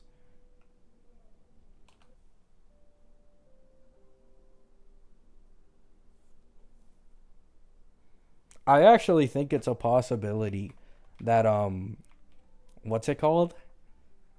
Heislands plus Jiaoqiu with Robin and Acheron would be the strongest Acheron team in the entirety of the game, sustainless. And then with a sustain, I'm not sure whether it would be better to use Heislands or a Harmony. Probably better to use a Harmony because the more turns Acheron takes, obviously with E2 she gains a stack, but we'll see.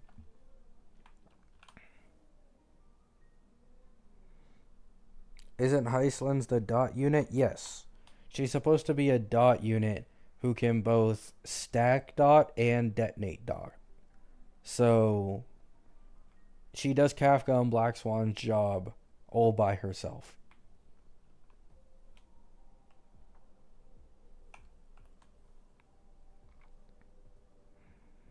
E2 Acheron is the greatest overall DPS in my opinion. Uh, uh, eh. Unfortunately, I can't agree. If we're talking about like possible future value because of newer supports and agility, sure, but I think it is E2S1 Herda and E2S1 Aglaya are better. I even think E2S1 My Day is better. Like in terms of current performance, those three are better.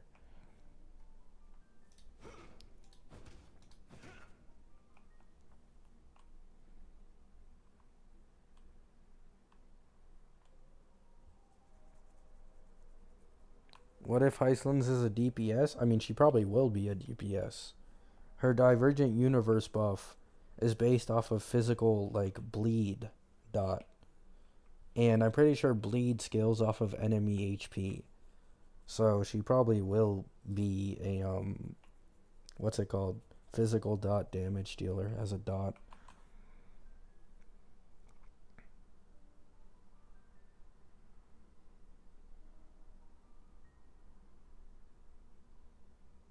Yeah, bleed scales. Yeah, I don't think she'll be a support.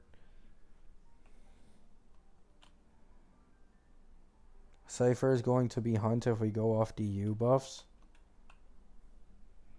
I mean, the thing is, like, physical dot is, like, bleed is very specific, though.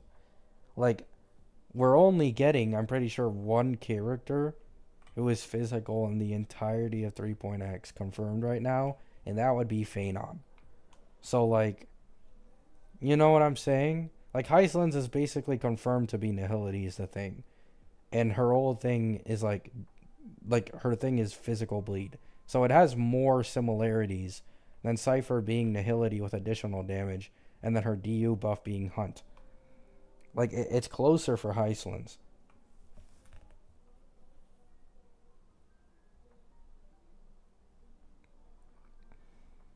I said Cypher, not Hyslins. No, I know. Cypher's the cat girl. Yeah, I know. But I'm saying, like, Cypher is. I mean, are you saying you think she's Hunt? Like, she's already confirmed Quantum Nihility from the leakers. But I thought you were using that as like a comparison for me saying Hyslins will be a DPS because of her DU buff.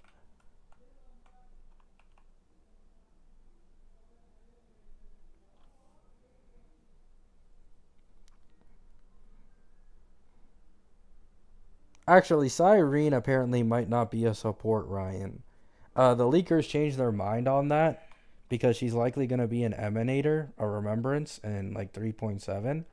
And they actually changed their mind and they're like, there's actually a support, a 4-star support for Cyrene that will apparently release around her banner. And that support is meant to obviously support Cyrene. So, Cyrene will probably be another damage dealing Emanator. Oh, yeah, wrong person, my bad. All of them.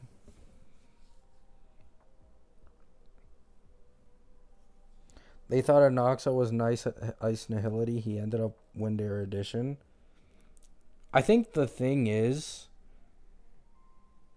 it's a different story, though.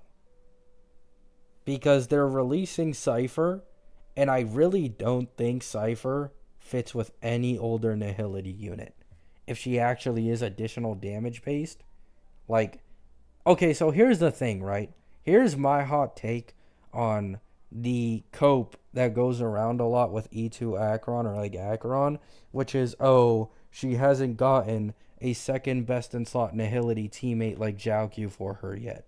I don't think Acheron will ever get a second best in slot Nihility unit that's limited because of one reason. One reason alone, they cannot sell the E2 if they make a second Nihility unit on the level of Jiaoqiu for Acheron. And that's how it is at the end of the day.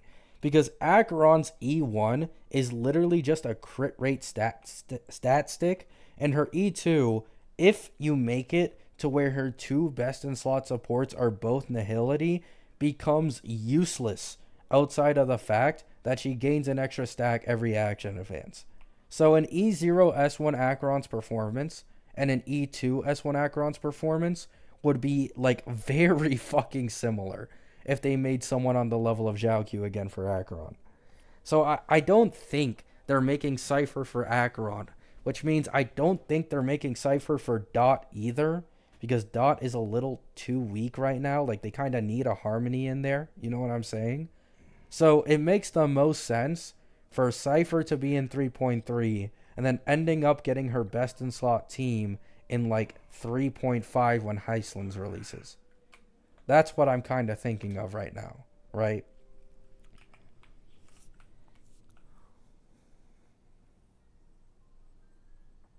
I don't think she'll be Nihility at all. Who? Cypher? Why?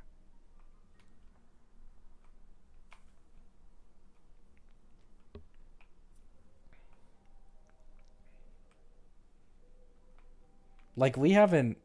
I mean, we got Fugue, but like, we haven't had a real Nihility in so fucking long. Like, Fugue is barely a Nihility, in all honesty. Barely benefits actual Nihility units. Like, it makes sense. Like, it genuinely makes less sense for her to be Hunt. Unless, like, we go back to my theory videos of them rerunning a character, like, before the new character that replaces them comes out, which is like Ratio rerunning in 3.2 just for Cypher to release in 3.3 as a Hunt character. But, like, I don't know about that.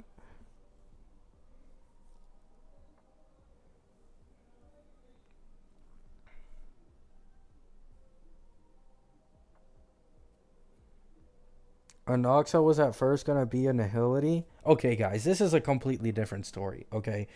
I think everyone can recognize the only reason Anoxa got his path changed was because they wanted to make him for Herda. That is the only reason he got it. It was for the Emanator drop, right? Most other characters aren't getting these crazy path changes that close even while they're getting kit leaks, right?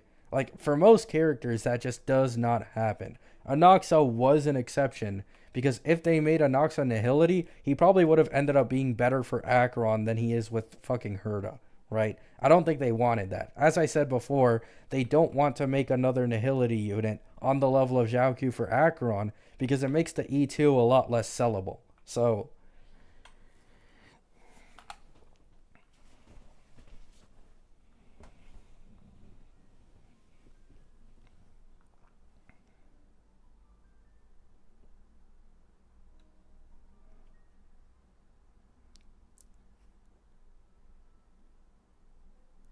yeah, Noxa being Erudition also makes sense, yeah. Like, he's trying to, like, follow Noose, who I'm pretty sure is, like, the Eon of Erudition or whatever the fuck. So I'm sure eventually he'll probably, like, get there and, like, maybe he'll get gazed by Noose or some shit. But yeah, like, I don't know.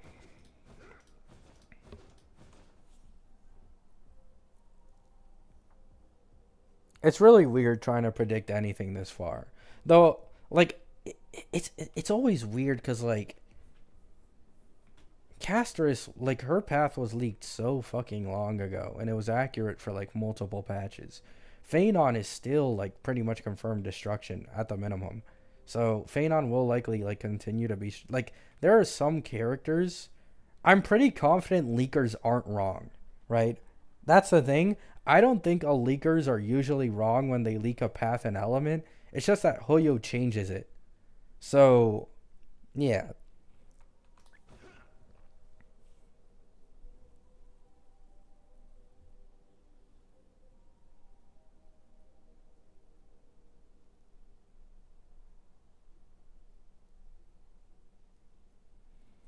'Talking canonically, Cypher being Nihility wouldn't make sense. Well, yeah, this applies to everyone though, Wilson. Yeah. Like, I'm pretty sure Jing Yuan follows the hunt. And like a lot of people in what's it called? Zheng Zhou Fu follow the hunt path, but Jing Yuan's an erudition. So, like, canonical paths don't always reflect on the actual in gameplay paths. No, I don't have Boo Hill.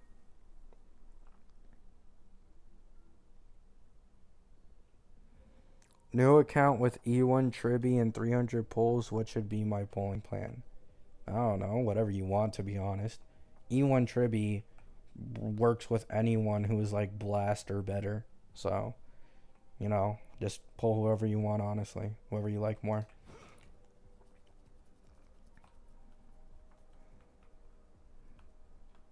I mean, if you want to talk about meta, though, probably Castris plus Hyacine if Castris ends up getting a buff.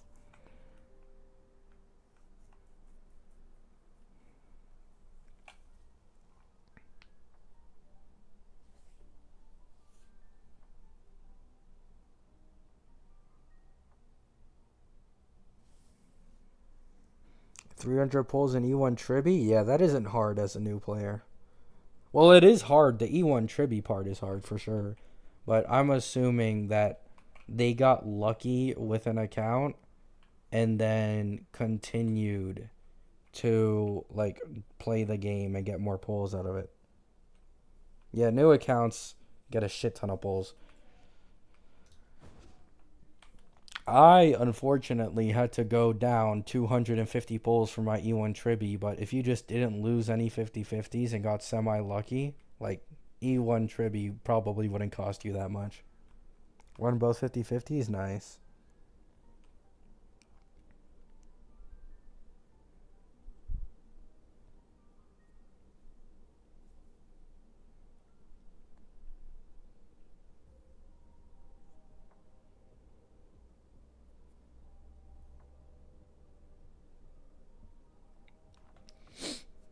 I hope they. Never mind, they can't do that. Never mind, I'm fucking stupid. But am I the only one who doesn't like? Does Hoyo purposely hold back on us when it comes to character animations? Because I'm not gonna complain about the 3.1 story, but like that cutscene of My Day with the lance and like doing that shit, like that should have been his ult animation, man.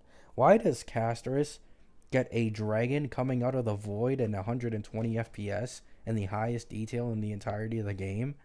And then My Day's ult, it's not bad, right? Don't get me wrong, My Day's ult is not bad, but compared to what we saw in that 3.1 cutscene, completely different levels.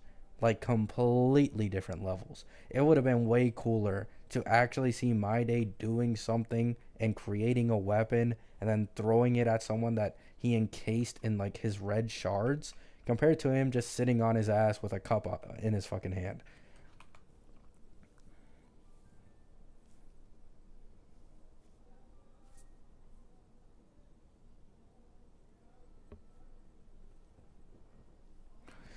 Got Tribby plus Yang Ching in 20 pulls. Tried for E1. Now I have 40 guaranteed pity with only a Japard.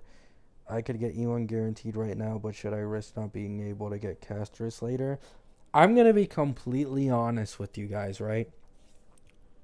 Unless Casters gets buffed to the high heavens in her future versions, skipping Casters is completely fine.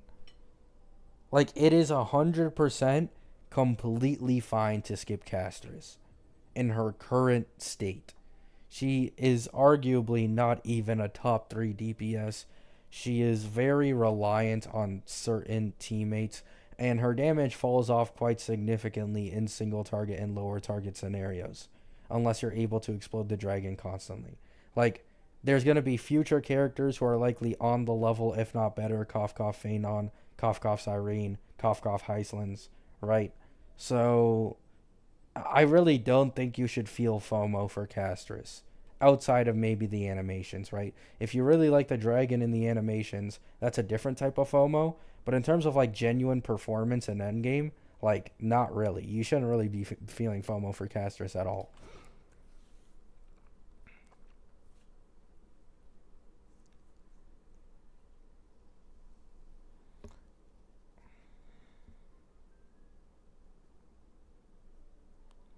You think it's because he's a male character, hence why his ult is alright? Oh, yeah, probably. Hoyo historically just doesn't care about male characters as much. Seems like they're dialing down on the power creep. I don't agree. I think it only looks that way because Castris does not have any best in slot teammates in the game right now. And Sunday doesn't work without Hyacine. Like, even if we were just to look at Herda at E0S0 with a free-to-play team versus Acheron at E0S0 with a free-to-play team, it isn't even a 1 year difference, and it's a complete fucking stomp by Herda. Like, it's a complete fucking stomp. So I don't agree that they're exactly toning it down.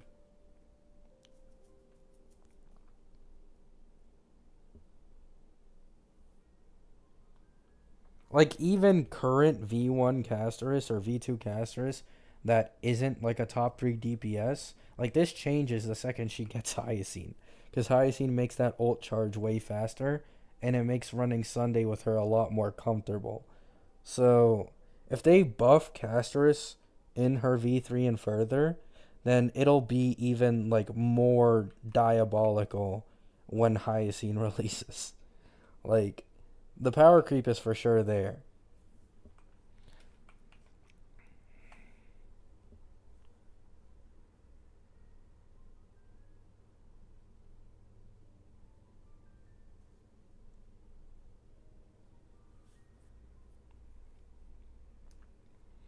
I mean, the thing is, Ryan, they aren't comparable to the woman though. Like especially the important ones, like Acheron, Firefly, Fei Xiao, Herda. Aglaya's ult is not really an ult because she doesn't attack with her ult, but like a lot of the women in this game, especially the more important ones in the story, get the significantly better animations. However, that's because women have always been at the top of the meta. I do think if there's one character that can completely change this around, it is probably Phanon. I think Phanon could be the first character to have like game breaking animations and power level, like while being a dude.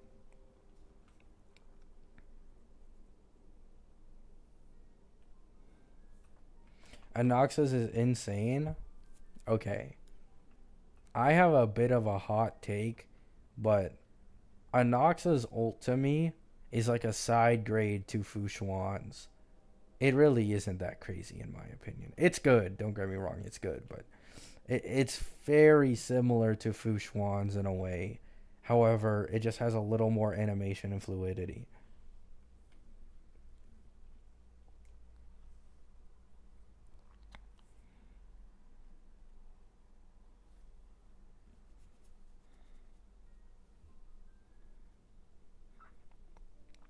What do you think about Anoxa being in limbo between hyper carry and support? I think it's trash, and they should get rid of it. This goes one of two ways, right? This will 100% go one of two ways if they keep his hyper carry and sub DPS thing alive without just making him one of them. Either he will be not strong enough so no one pulls for him, or he becomes strong enough to the point where he's one of the most versatile characters in the entirety of the game, and he legit might be the only must pull DPS in this game. It only goes one of two ways: underwhelming or overwhelming when you try to make someone work in two different roles. So I think I'd rather him just be really strong in sub DPS or really strong in hyper carry than either be mid or exceptionally strong in two roles at the same time.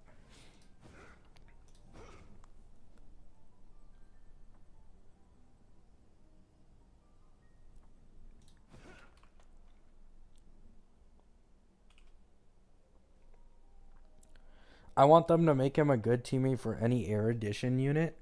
To be honest, I don't want Anoxa to be sub DPS. Like, I know that's what's been hyped up, and I myself kind of pulled Herda with the idea that Anoxa might be the Zhao Q for her. But, like, it would be way better if he was hyper carry, in all honesty. Because that man can use basically any supports in the entirety of this game. Like, he uses energy, he uses attack. Like, he can benefit from every support in this game. Mostly from Robin and Sunday. But universal DPSs like that are quite rare to come across these days. You know what I'm saying? Like, we have HP scaling My Day, HP scaling Casters. We have Emanators who want to use other Air Edition units. We got Acheron, ult charge, Fei Xiao, a special ult charge.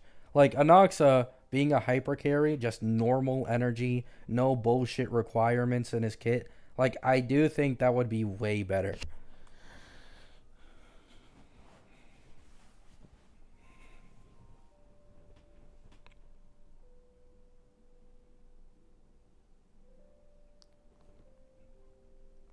I mean, the thing is, they can make him a great hyper carry alum. Like, the argument that he currently isn't good when it's only V1 or V2 is one of those things where, like, it doesn't really matter. Like, all they have to do is make his multipliers better, and bam, he's an absolutely amazing hyper carry DPS. Like, it's really simple to fix. Plus, his sub DPS capabilities are arguably worse than his current main DPS ones. So, like, you know what I'm saying? Like, his current sub DPS, he is worse than Jade in AoE. And in most case scenarios, Serval performs very, very closely to Anoxa. Anoxa is basically only better in Apocalyptic Shadow against, like, single target, like, bosses and stuff like that. Like, that's the only case scenario where he's an upgrade.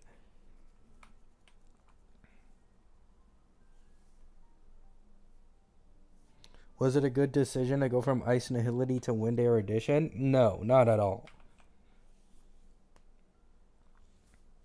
Who's currently your favorite character in Forius, and who are you looking forward to most? Phanon. Without a doubt, it's Phanon. Even though Phanon will likely be meta, so that kind of cheats that. Like, but my most anticipated character since we first got the trailer of the Chrysos Heirs for 3.0 before Forius even released, the character I'd been the most interested in was Phanon.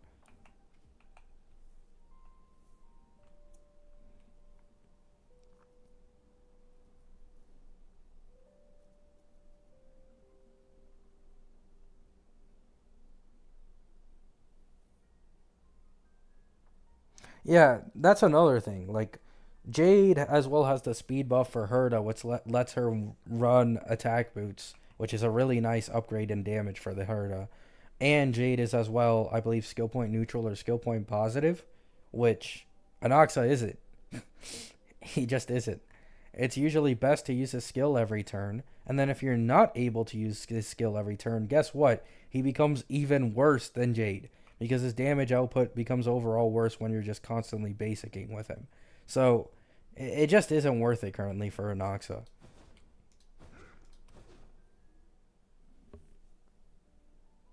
No, I don't play high 3. Oh yeah, I have no doubt they'll probably buff Castris. I have zero doubt.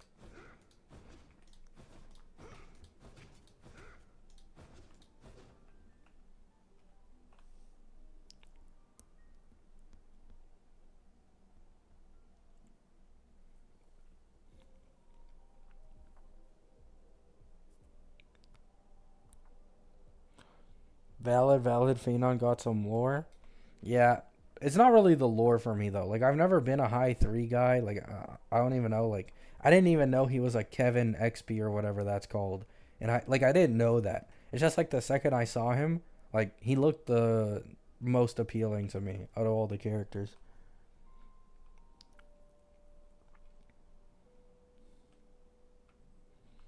What if the buff our Eidolon changes? I mean, they could, but like, Eidolon changes are never usually like anything big. Like, it would be like V4, V5. That's usually when they do more of the Eidolon and Light Cone changes.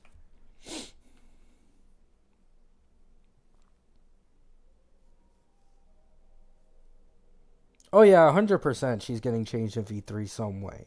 Like, I already said this before, but the current thing with her being able to infinitely cast ult with level 1 teammates is for sure questionable. So I don't think they'd let that go through into live. So they're probably just at minimum, right? They're getting rid of that tracing or whatever it is.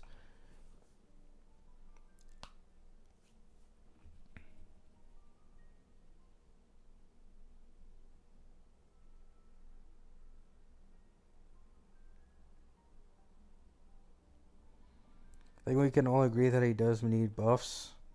Yeah, Wilson.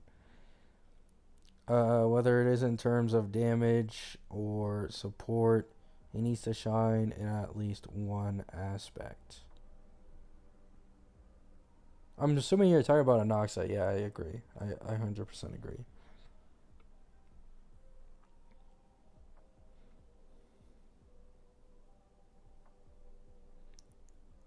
Ryan, it's true for now, but it probably won't be true when Hyene releases. Is the problem? Like, this is what I've been telling my chat like since the beginning of my stream. The only reason Tribby is currently better is because casters cannot benefit from Sunday's action advance. She just can't. Um, there isn't enough HP to drain on the team and you can't heal it quick enough to actually benefit from Sunday's action advance. But that's literally why Hyene exists. Like, they're literally creating the solution a patch after Caster's release. I don't know what people want me to say.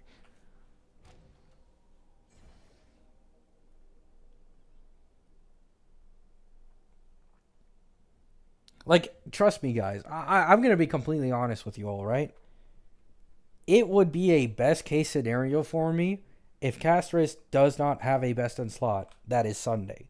Because my main account lost the 50-50 on Sunday, and my Rob account doesn't even have exactly a plan to pull for Sunday right now. So if it's just like Tribby plus RMC, that's my best case scenario.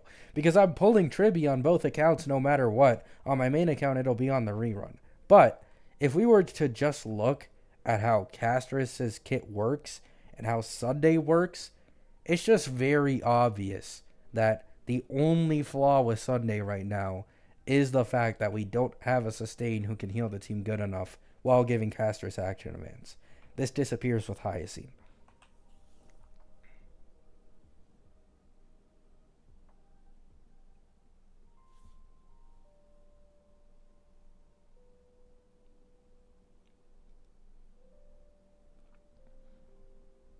Yeah, I saw the new UI for Castris' Global Revive. Won't free-to-play players be low on pulls, though? Especially if Hyene runs in the first phase? That's the point, Choi. That's the point. That's literally the point. They want you, as a free-to-play, to drop money when you're not able to get the character for a character you already pulled for earlier.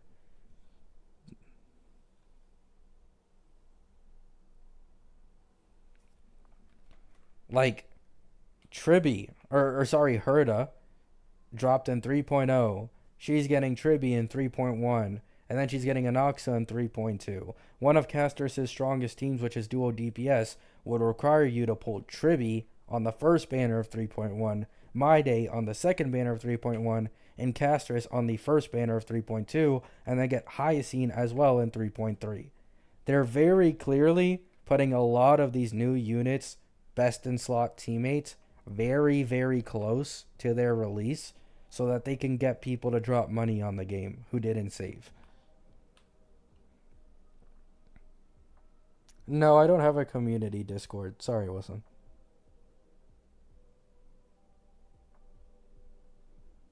I agree, yes. I agree, no, yes. If Phanon can take advantage of my E1S1 Robin, like, genuinely well, then I'd have zero issues pulling for Phanon on Rob. Especially if I end up losing my 50-50 on Castris, the next DPS I pull for would 100% be Phanon. Because, like, my E1S1 Robin is kind of sitting here, not really being taken advantage by anyone on my account right now. Because I only have Himiko and fucking 4-star Herda.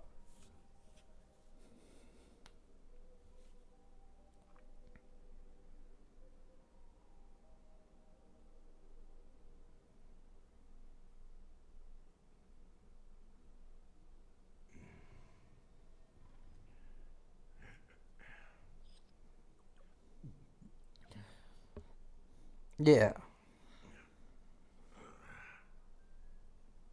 Also, I'm pretty confident. Okay, so here's my opinion on Robin's value going into the future. Likely, the DPS who will actually take full advantage of Robin will be Hyslins. Because Hyslins should be a remembrance, like, dot unit, right?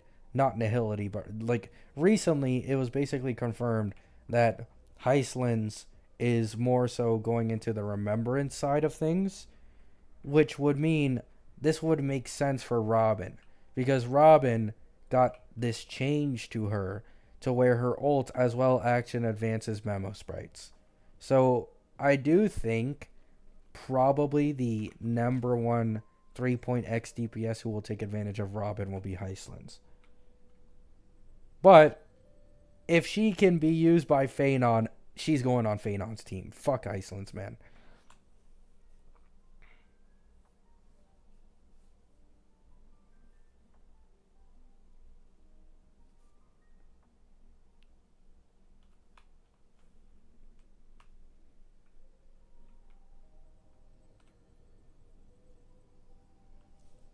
Saint Tontaz is a Doom poster.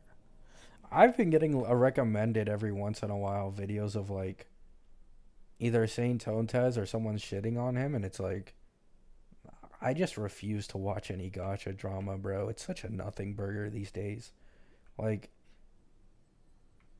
it's the equivalent to like fucking third grade drama, man. I absolutely hate it.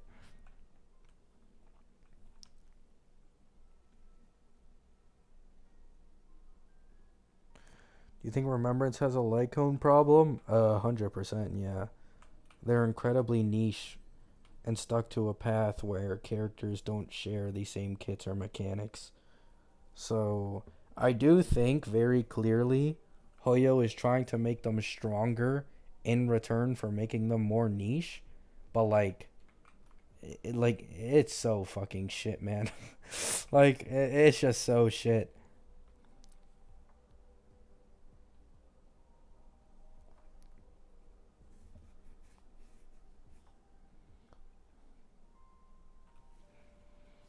The thing is, like, one thing people have to understand, right? And I'm sure this applies to a lot of people in my chat, whether or not they want to, agree with it or not.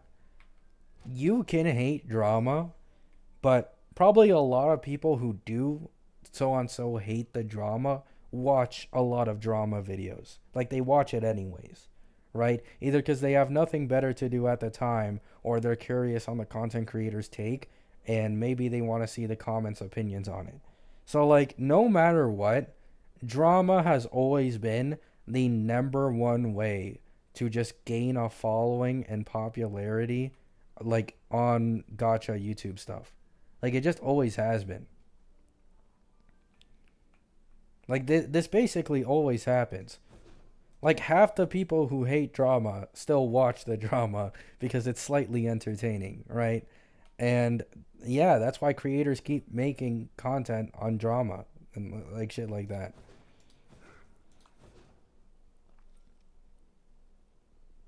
Like, if you guys saw my video where I said Hoyo's newest predatory practice, where I talk about Hoyo rerunning characters 2 patches before a new character comes to replace them. Like Huohuo, who is 2 patches before the Wind Remembrance healer.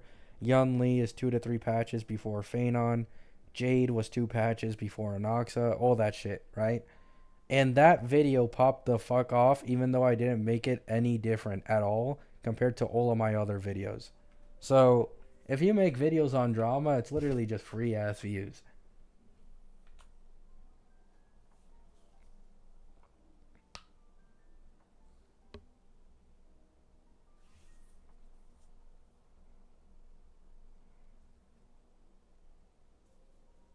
Yeah.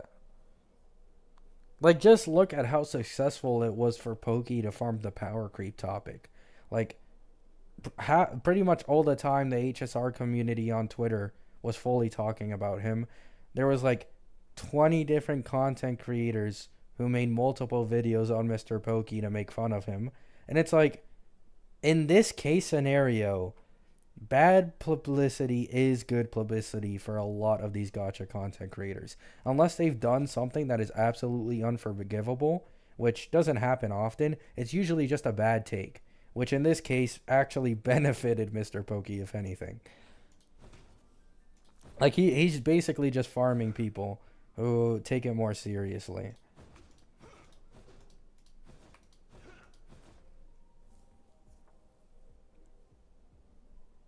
Yeah, a lot of people hate watch as well. Like, even with how small I am, like, I have had multiple people hate watch my videos. Like, literally, the first 5 to 10 minutes of a video being out, I see instantly some of my videos get disliked, and it's usually like the same 3 or 4 people writing down the exact same hate comments every fucking time. It's like I can't imagine how bad it is with like bigger content creators.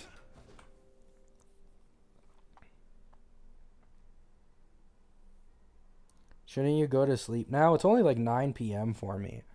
I probably will sleep soon, cause man, if you guys knew what I've had to go through recently because of my dog just fucking barking whenever he wakes up, my sleep has been really fucked over. But it isn't like so bad to the point where like I'd be insanely tired.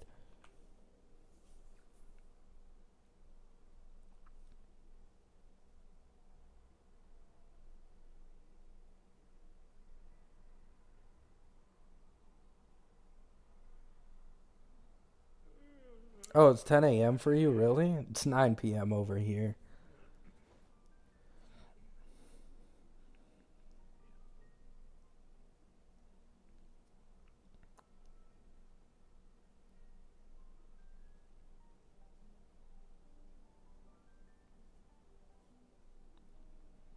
You earned those hate watchers the moment you doom posted Sparkle the best harmony.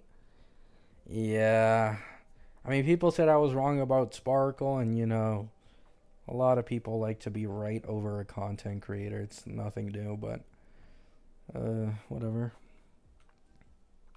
You're from Toronto, confirmed. I used to live in Toronto, but nah. I fucking hate Toronto. The traffic is so fucking long for no reason. People talk like this, eh? Like, I'd rather not. You know what I'm saying? Like, people confuse the Toronto accent with a Canadian accent. Like, no, Canadian accent is not the Toronto accent. They talk about Utes and whatever the fuck over there.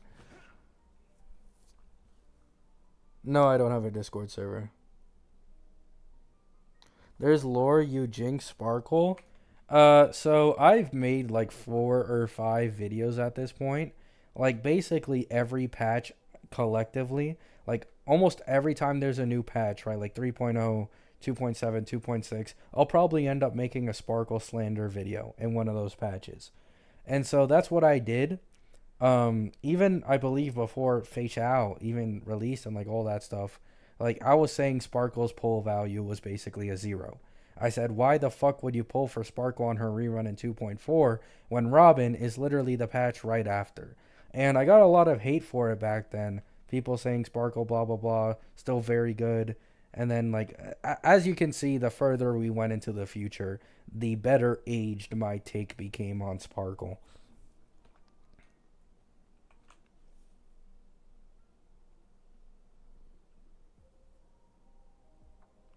That's why I made that troll video recently about Sparkle becoming a best in slot harmony in T0 and everything with Cypher.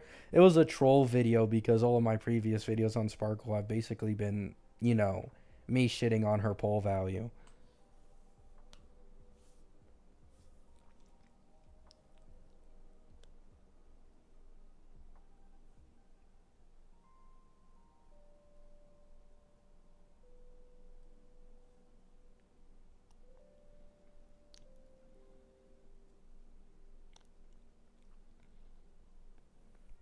Still don't understand why they slashed her AA. Like, why? I really don't think. Okay, so here's my opinion. I don't think they meant to make Robin that strong. Like, when they originally made Robin and she made it through the whole thing, like, here's the thing. People back in the days, like, beginning of Pentagony times, were a lot worse when it came to, like, min-maxing cycles and doing clears and all that shit. So, like, nobody really saw the value of Robin because back then the only guide makers people really listened to were like the, no offense, casual guide makers who barely play the game and simply read and regurgitate whatever the text says, right? So Hoyo thought it was fine because people back then were a lot dumber. But then when people started taking min-maxing more seriously in this game and realizing, hey, Robin's action advance is completely fucking busted for every single DPS in this game, that's when it's like, oh, I don't think they predicted Robin to be that strong.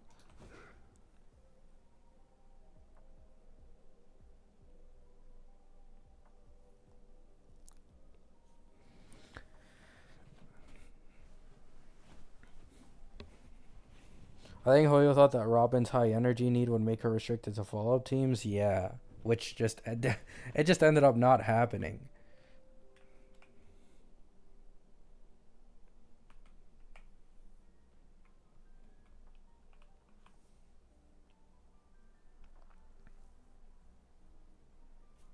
Plus, like, another thing is, like, Robin is just so universal, right? Like, I've already said this before, but hyper carry buffers usually do have worse value than team buffers, right? Like, Tribby, Robin, Ruan Mei, like, these guys can be used in duo DPS comps, which is important for a lot of damage dealers in this game, even currently, right? Like, we're seeing it now with, like, Castris plus My Day, where it's genuinely, like, a viable comp, and especially if you have Tribby, like it becomes one of the best casters comps in the entirety of the game. So team buffers is usually more valuable than hyper carry buffers, unless your name is Sunday. But that might change in the future. What's the take you regret making the most? It's probably the recent one with ER ropes and speed being fine to use variable device on. And I wasn't necessarily wrong. However, I was kind of stupid because what happens is I very commonly buy Battle Pass on my accounts and I get a free dice from that. So I almost never craft dice on purpose. So I assume that free to plays also got dice for free every patch somehow. However, that wasn't the case. So I thought that most free to plays got a free dice and they could use it on an ER rope with speed without actually having to craft it, which I was wrong about because I always buy Battle Pass. So that's probably the dumbest take I regret the most. I've literally never crafted a variable device because it's a complete scam. Like, it's genuinely a complete scam to craft a variable device in this game.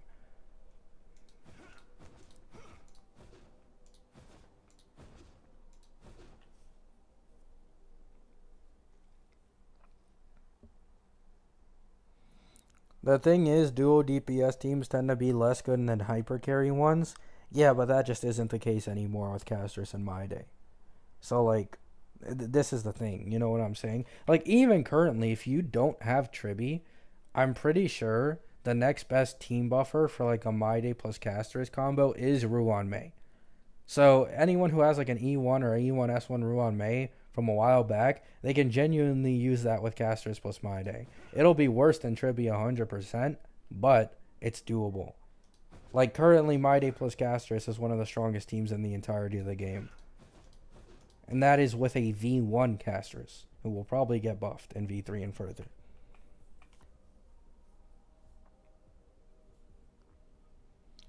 What was the variable device? The one that makes you choose substats? Or it's the re-rolling stats one. It costs like 3 self-modeling resin to actually craft one, which makes it just not worth it in my opinion, because ER ropes with speed only cost 2, and then I would never spend self-modeling resin because you can then transfer some of that to Wishful, which will let you, like, let's say, if you're farming a planar set for like fucking months on end, cough cough my Herda, who I spent like 10,000 Trailblaze energy and 10,000 Relic Remains on just to never get an ice damage boost orb with double crit. It's better to just use self-modeling resin and wishful resin to make a double crit orb, which is pretty much the rarest thing this game has to offer.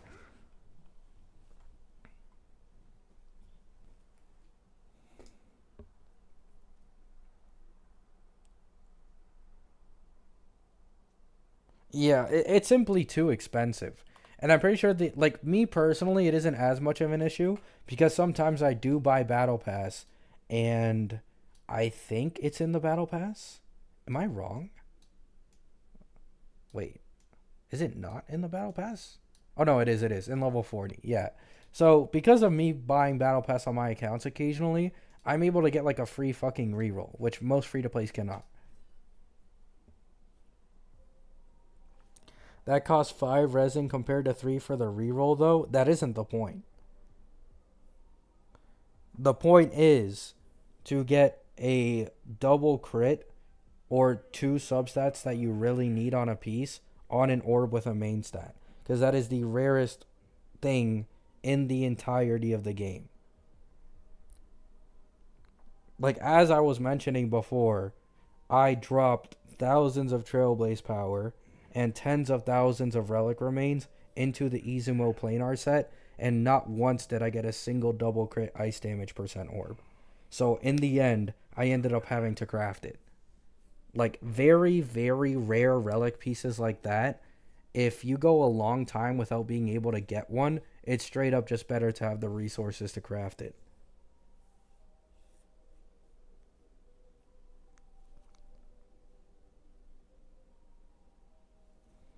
If you already have the main stat with double crit and it simply got shit rolls, then sure, getting a variable device is better. But I'm saying that, like, if you do not have like that relic piece at all on your account, it's usually better to save up your self modeling resin to actually craft it.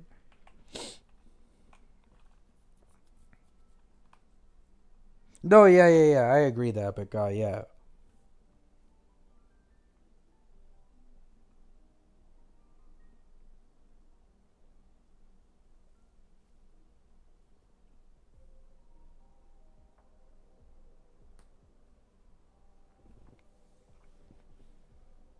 By the way, what's this team? LOL. This is my Rob account, which is my ult account. So I don't have any limited DPSs, which I kind of regret and don't regret at the same time. If I pulled the Herda, I'd probably already be able to clear most of the endgame. But I decided not to because I made this account for Castris. So, I am stuck with a Himiko and a Serval, basically, as my DPSs on this account.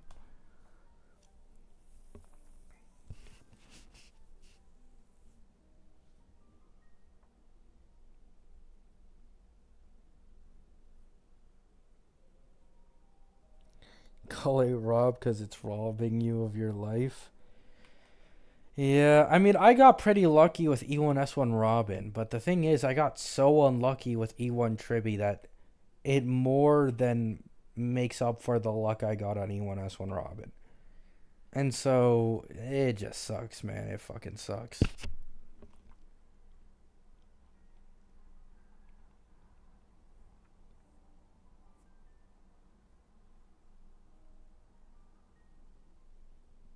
What's going on right now? I'm kind of just talking to chat and, having conversations with whatever topics they bring up or I bring up.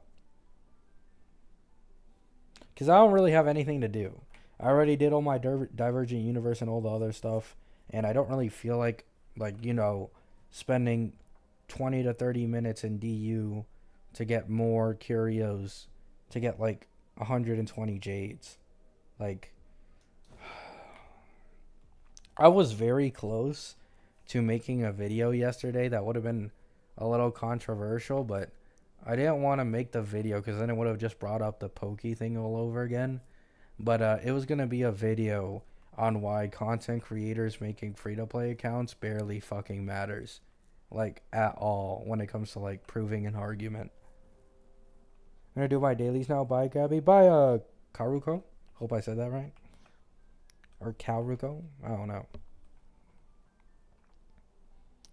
You mentioned your dog. What breed are they? Shih Tzu. Shih Tzu, I think. No, I'm right. No, I'm aware I'm right.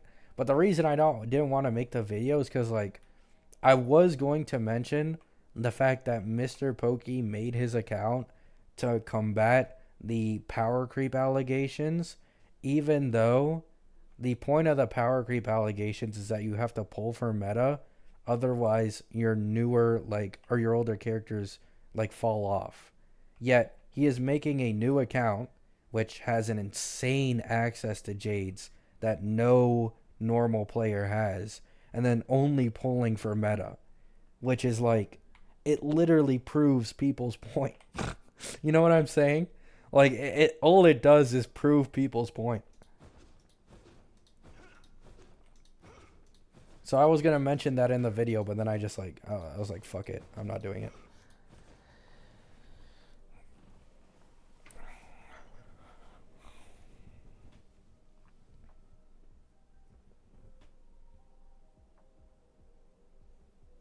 It will prove something after a year. The thing is, it won't prove anything after a year because he will continue to pull for meta. Like the entire argument from people going against the power creep thing is that they don't want to pull for meta. They want to pull for characters they just like, or they want to continue using characters that they used to have, that used to be meta. But like, even if like Bob goes like into a year in, he will continue pulling the most meta characters for his account, so it'll barely affect him.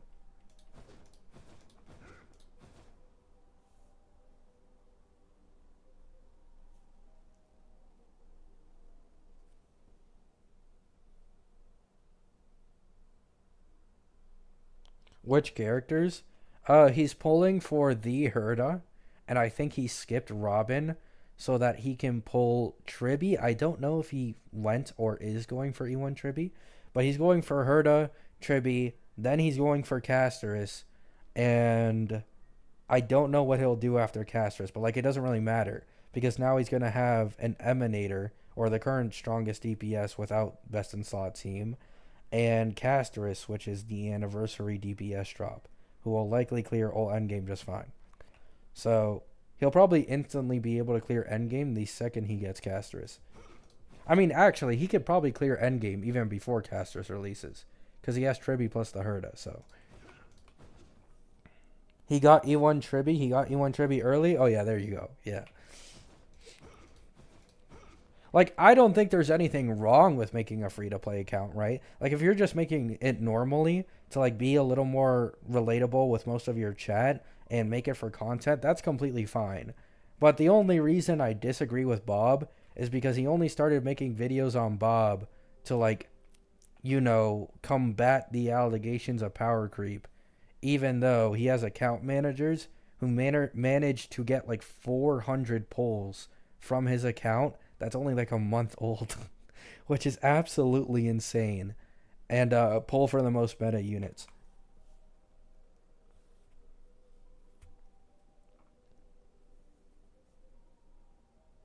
The thing is, he did say that bullets. He just worded it wrong. That's the thing.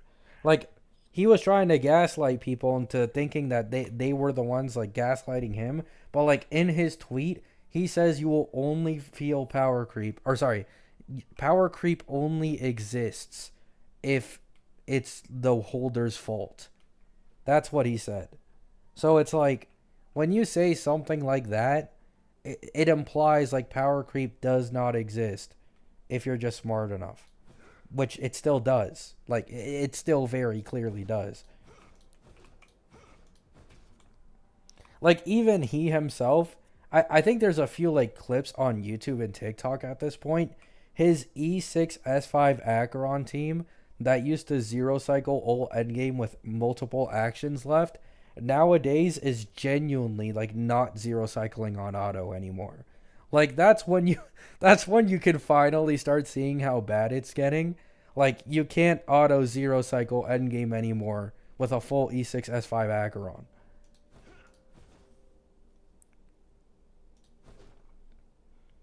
Pokey stole your luck for his Tribby pulls? Fuck, man. I really needed it for my E1 Tribby. It would have been so nice if I just won both 50-50s.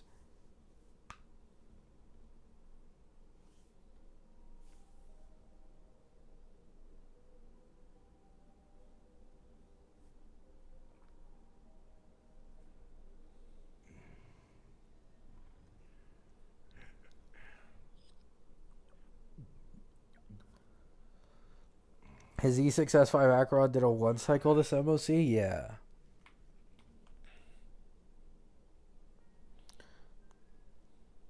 No, okay, bullets, but his original tweet said that power creep does not exist. Like I remember the first tweet, the first thing he said that actually started making it like mainstream was power creep does not exist. Like that was the first thing he said. Power creep does not exist. And then after that, he said the greedy and stupid thing. And most people were mad about him not saying Like, power creep does exist. Like, it doesn't matter how smart you are, it still exists. He worded it terribly.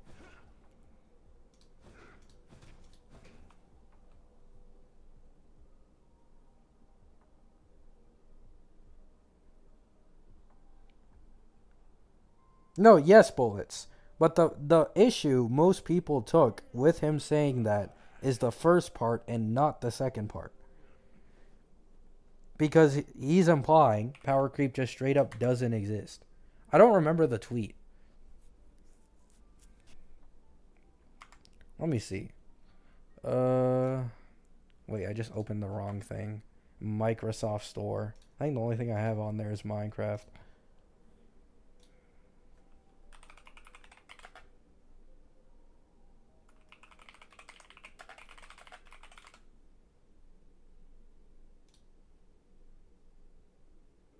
Are we serious?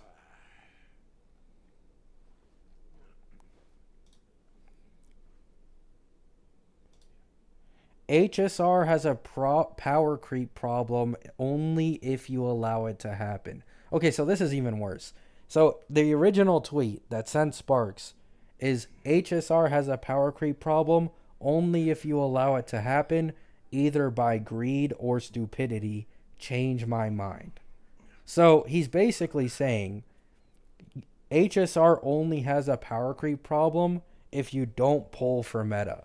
And if you don't pull for meta and you only pull for characters who are like mid and you like them, it's your own fucking fault for feeling power creep.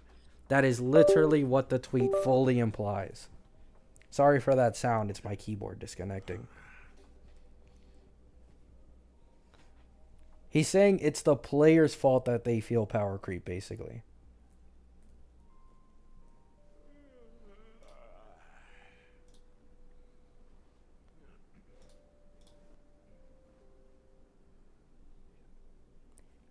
What part of that is wrong? Brother, you are calling players greedy and stupid for literally just pulling characters that they like when that is the entire point of this game. What do you mean, where is he wrong? It only has a power keep problem if you're greedy or stupid. Change my mind. This implies power creep doesn't exist and that it's just the beholder's stupidity for actually feeling power creep, which is just not the case. He even goes on later, like he made a video like a week ago or something, admitting that he was wrong here and that power creep does in fact exist no matter what. Like he came back to this and corrected it and said he was wrong.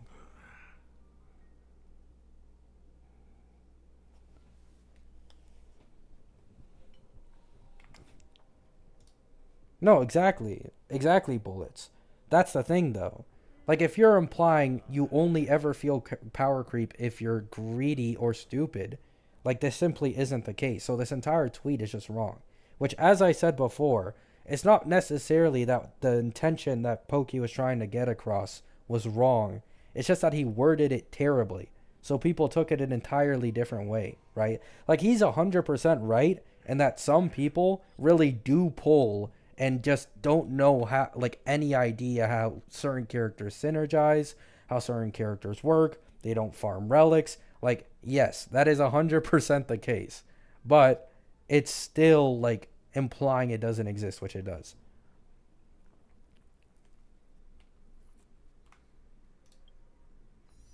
I have 89. I wonder what. Does anybody think the gacha revenue is actually going to be decent for HSR this month?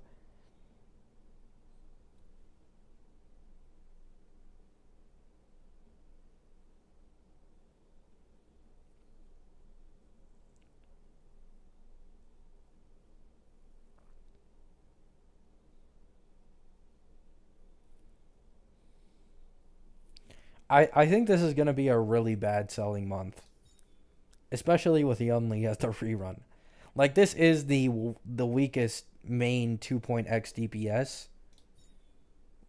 And even though Tribby is arguably the best value harmony in the game currently, a lot of people don't like her because she's a kid. I don't think it's gonna sell well.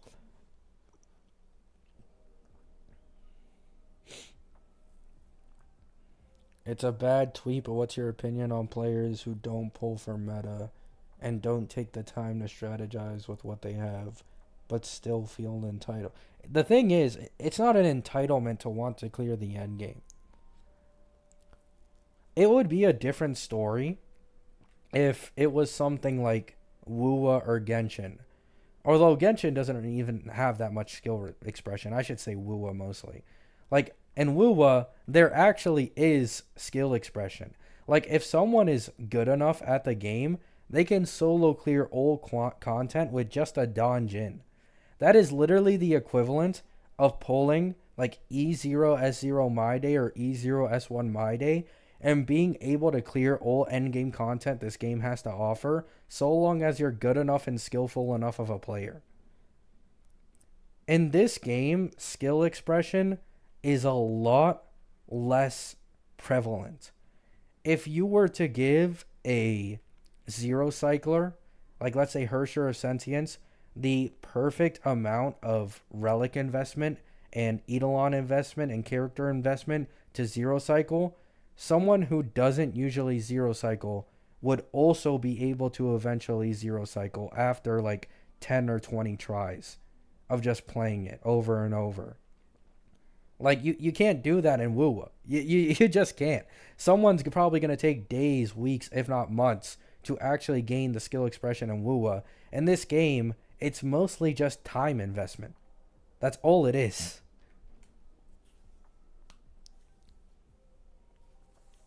Yeah, outside of the fact that endgame in this game is basically the only content it really has. Like, you go through a story patch, or you go to the story quest for one patch, and what do you have left? Literally nothing. All you have is dailies and doing the endgame. That's literally it. Like, nobody actually cares about full starring endgame because of the 60 jades you're missing out on. They care about full starring endgame for the sense of accomplishment, right? However, if that sense of accomplishment can be very easily attained through just having better luck or spending money, and you're struggling because you can't spend money and you don't have that better luck, then it feels like shit.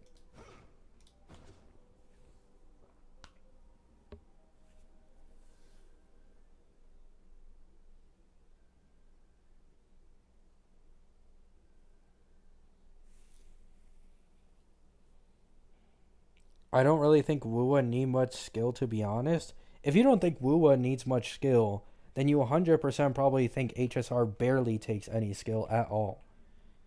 Like, I'm not saying Wuwa takes an insane amount of skill, but what I am saying is that it for sure takes more skill than this game does.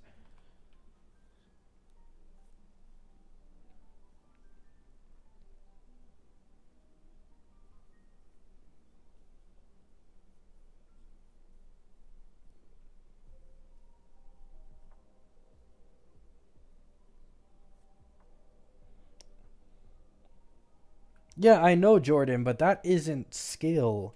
It's more so just knowledge. And that can very easily be copied by anyone else. Like, you know what I'm saying? Like, I'm going to be completely honest with you guys. A lot of the zero cycle tech and zero cycle videos you see are like low cost with certain characters from like NA content creators are usually straight up copied off of other content creators from Billy who did it before them. Like, if you just have the same relic investment and same character investment as someone else, even if you're significantly less knowledgeable on the game, all you have to do is copy that gameplay and you will instantly clear just as fast as them. This doesn't apply to Wuwa and this doesn't apply to a lot of other things.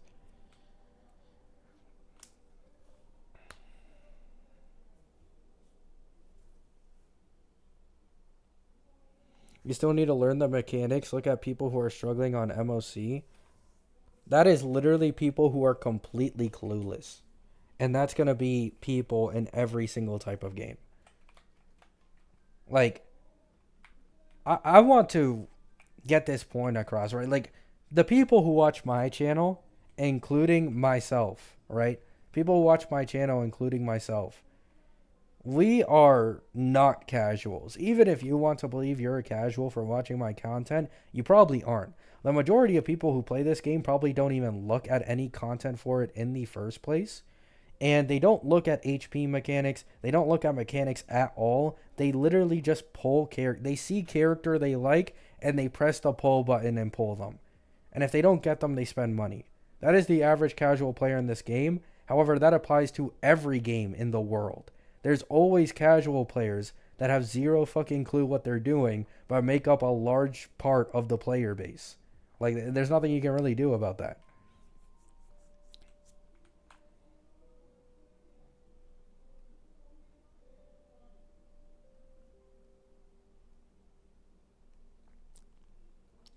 We aren't talking about zero cycles now. You would need Eagle, Von Wack, and the right units to 0 cycles, but 10 cycles. I'm sure you can do it with characters like Jingliu just fine. No, you can't. You can't, Boots. And I know this because on my main account, I used my E1 S1 Acheron with no Zhao Q. And keep in mind, she has good relic investment. She has 3 to 4 crit rolls on nearly every single piece on her. Silverwolf, Pela, and Aventurine. And it still took my Acheron like 4 to 5 cycles. 4 to 5 cycles for my Acheron, who genuinely has limited teammates. And she used to be the strongest DPS in the entirety of the game.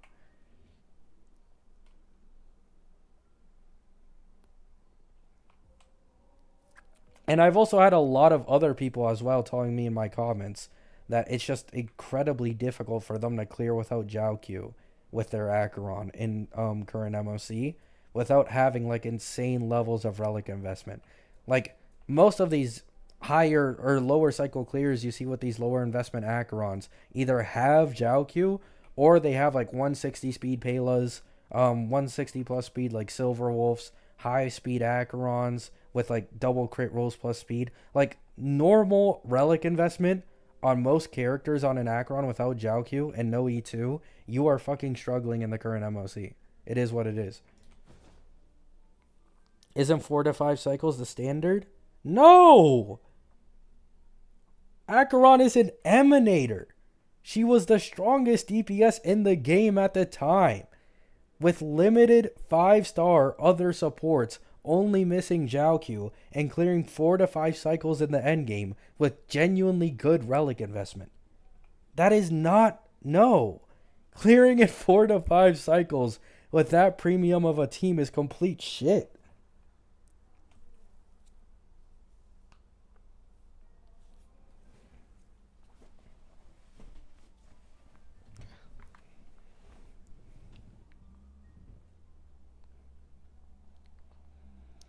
Even with Zhao Q, still struggle with MOC due to the fact that Flame Reaver and Nikador summons don't proc his Talon C buff. Yeah, because they don't move, right? Like they almost never move. So Zhao Q isn't even that crazy in there. But I don't get where people get these expectations from. Like how do you hear me saying that Acheron with limited supports other than Zhao Q in a sustain team taking 4 to 5 cycles is genuinely fine? That is not fine in the slightest. That is not fucking fine. Like, if Acheron is doing that bad, I don't even want to see Jing Liu and Dill without, like, E1 Robins and E0S1 Sundays to carry them. Like, I really just don't want to see it.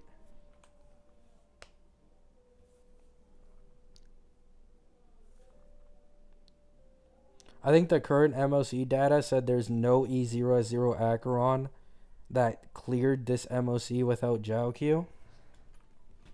I mean, there it is, man. There it fucking is. Like, that just goes to show you.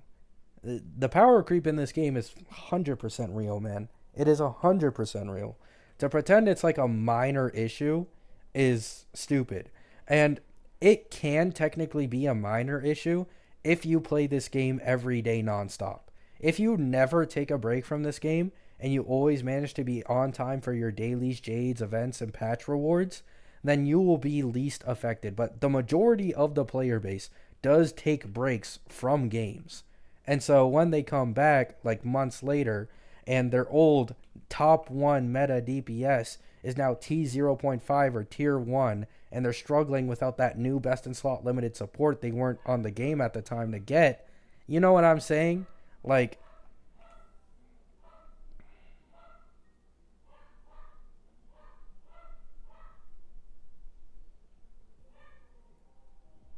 the thing is, it hasn't even been a year, Daradon. Acheron is not even a year old yet. Until 3.2 hits, she is not a year old. She's currently like 10 months and something. Acheron is not a 1-year-old unit yet. And she is already this reliant on Light Cone and a certain best in slot support in order to perform an endgame.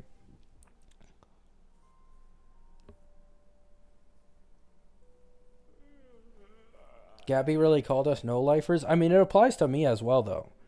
Like, okay, so I obviously for most of my life I haven't been no-lifing this game, but recently with making content on it constantly, I have basically been no-lifing this game. So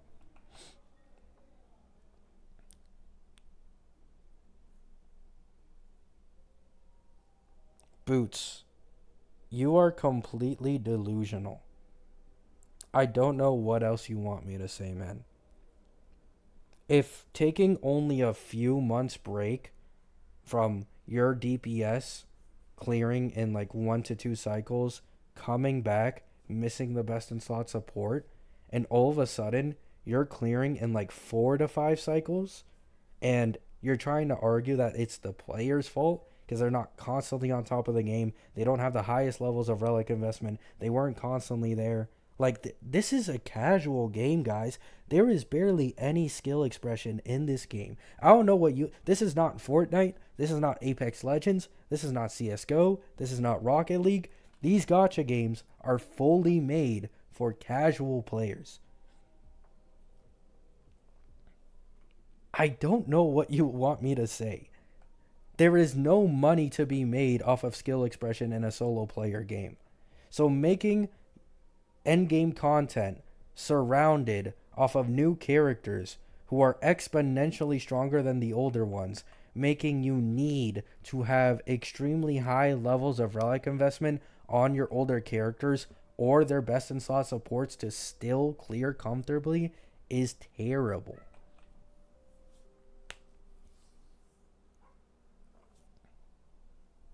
But that's not ease, Boots. That's the issue. That's not ease.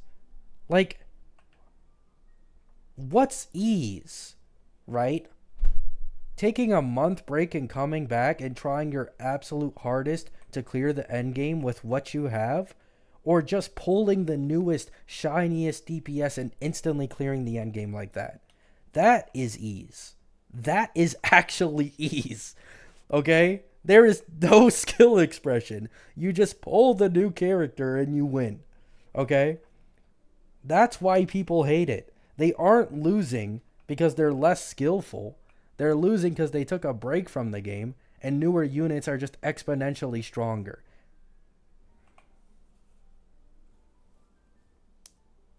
The ease being pulled the right character. No, exactly. Like, for example, Mr. Pokey, his Bob account is not that old at all. Like, it really isn't. He has a Herda. He has a Tribby. He's already cleared a majority of the half of the endgame. Like, that's the difference a new DPS can make on your account.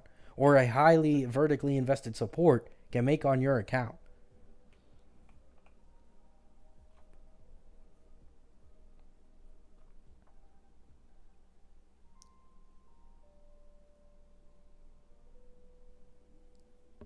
Ease means reading up on guides and boss mechanics.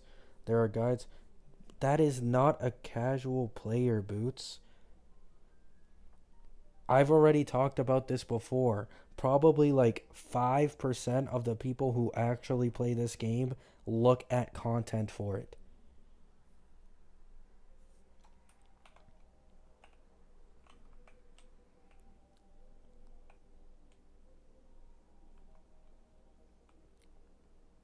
Not to mention that guides are literally completely useless unless you actually have the relic investment to match what the guides tell you to do. You know what I'm saying? Like, you can make the argument that Eagle Serval is very similar in performance to Jade, but that's with like a high speed Eagle Serval. So a lot of people might not be able to match that, and they'll notice the difference in having Jade on their account a lot more. Relic investment is a huge fucking difference maker in this game. So if you take breaks from the game, you've missed out on months of Trailblaze power in terms of relic investment, and you're just fucking behind. Not because of a skill issue, but because you just didn't play the game every day. This game rewards time investment a lot more than it does skill. I think anybody can realize that at this point. Like, if you just play this game nonstop or you spend money on it to make up for the time lost, you're just not going to have any issues.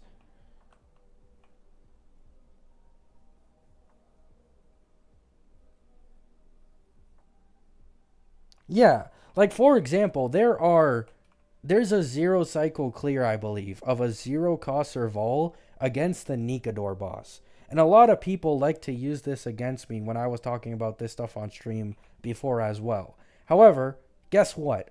Every single fucking character on that team has insane eagle sets, right? And you can't say, oh, not zero cycles, 4 to 5 cycles, but it doesn't make a difference.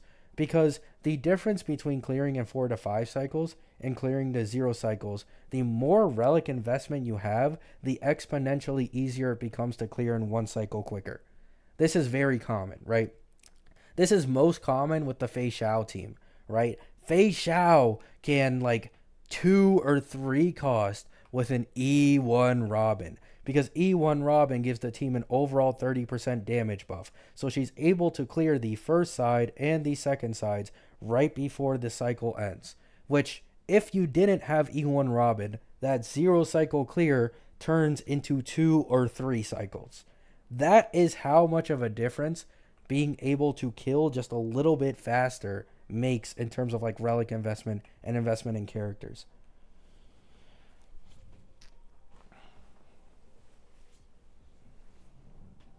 And what is the point of endgame if it can be cleared by whoever without any thought put into it? It just becomes another daily to do every day, every 2 weeks.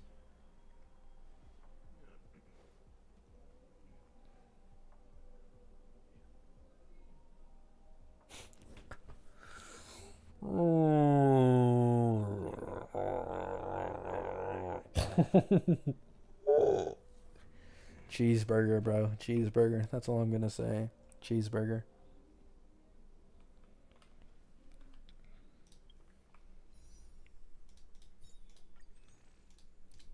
Oh, I'm actually a little off of a special pass.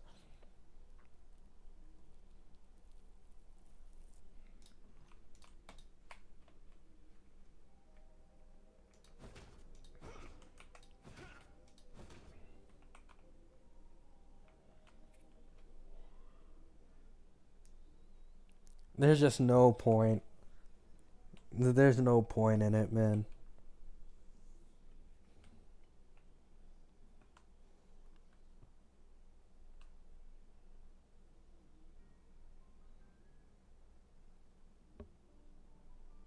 Oh yeah, that's another thing.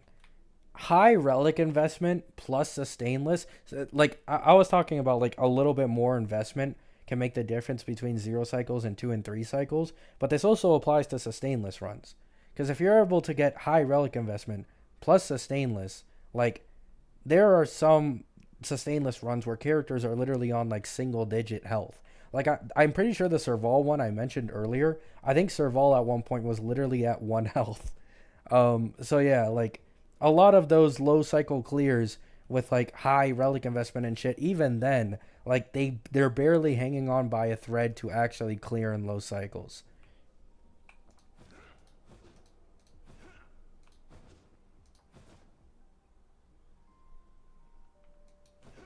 0 cycles are fun, 100%.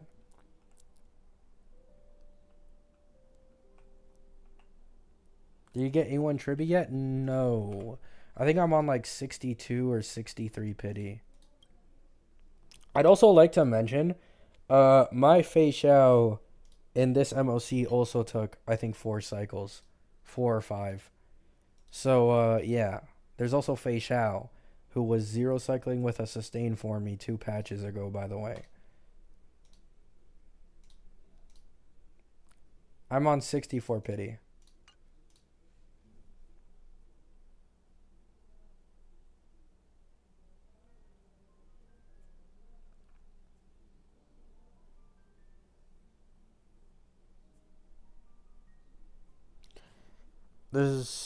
I saw a streamer who's casual and he took 13 hours to clear MOC 12. Jesus. 13? Yeah, I won't have an issue with clearing endgame for like a long time. Like this doesn't even apply to me, right? Like 100 this just doesn't apply to me anymore, right? When you're a casual versus someone who plays the game every day, it is a completely different experience when it comes to the end game. Like even outside of just skill expression and knowing what you want or have to do or want to do, but like relic investment is noticeably worse. Jade count is noticeably worse for pulling newer characters, and it just feels so much worse when you're a casual in this game compared to someone who genuinely plays every day. Ever since I started playing this game every day, clearing endgame has not been an issue for me, like at all. But I still remember the days when I was completely casual, and I can say that that shit was pretty bad. Like, and that's before the MOC HP inflation really started hitting. Like, honestly, that was before the HP inflation really started hitting like crazy.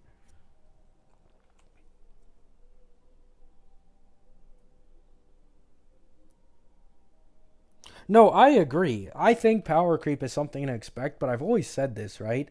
Power creep should be power creep, right? It shouldn't be power cliff. Like, power creep implies, like, maybe 5% stronger, right? Every new DPS that comes out is 5% stronger than the older one. That isn't really the case at all. Um, let's look at Herta at E00 versus Akron at E00. It's a complete fucking blowout. Okay? Unrespectfully, it is a complete fucking blowout. She's pretty much like twice as good, and Akron isn't even a year old yet. Like, that is power cliffing. That's not even power creep anymore.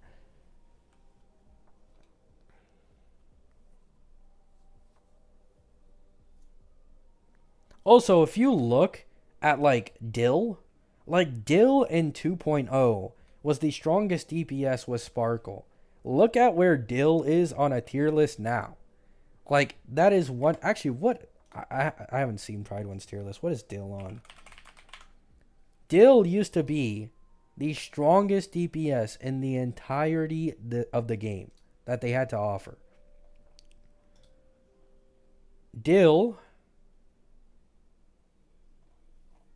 is tier 1.5 for MOC, tier 4 for pure fiction, and tier 2 for APOC. That was our strongest DPS in the game a year ago, by the way. Strongest DPS in the game 1 year ago. He is tier 2, T4, and T1.5.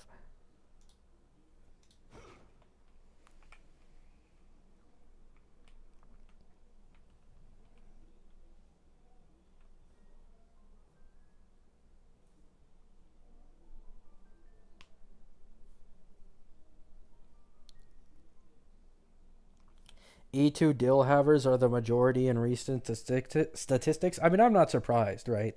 Like, I think it'll be the same case in like when Acheron gets her rerun in 3.2, if that's like accurate. Like a majority of people will either be like E0S1 or E2S1 with Acheron probably. After a DPS has had like 2 reruns, a lot of like dedicated, players for that character end up pulling the Eidolons and the Lycon. Gabby, but he's not an Emanator. The thing is, if you use Akron without a Zhao Q, she's also near that range, by the way. She's also near that range. Like an E00 Akron with no Zhao Q.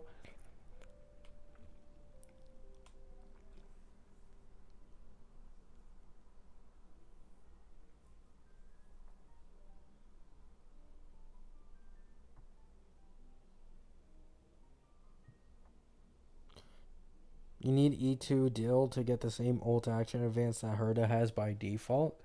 Oh yeah, I never really thought about that. I never thought about that. Dill's E2 is kind of like literally just Herda's base kit ult. It's kind of funny.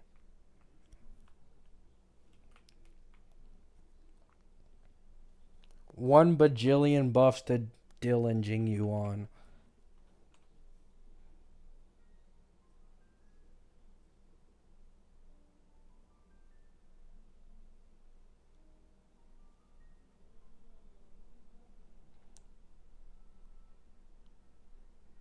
I don't know, Wolf. I don't know anything about the basic attack stuff.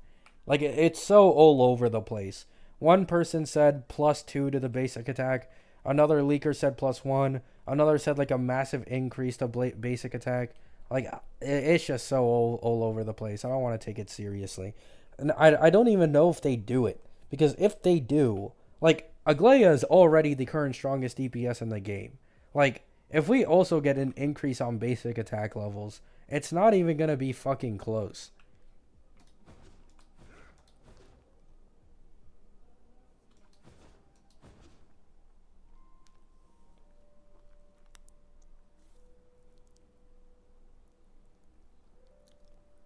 Do you think Dill preservation will power creep Aventurine?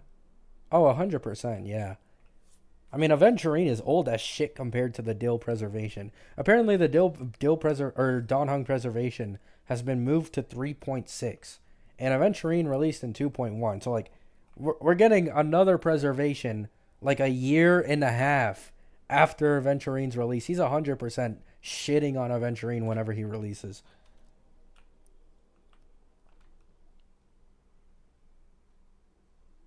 Oh, really, Daily Noko? Dill preservation is real. I thought it was meme posting. No, it's not meme posting. Originally, it was rumored he was going to be in 3.4 alongside Phanon, but now it seems like Hoyo changed it, and they're going to put Saber as the second phase of 3.4, and then Phanon will be the first phase, and they moved Don Hung up.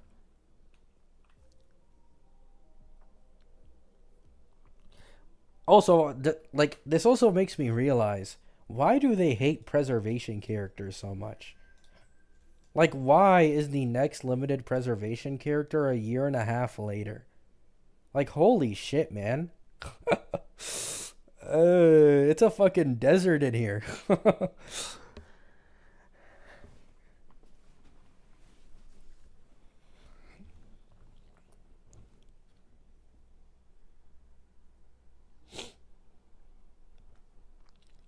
How do you even power creep Aven?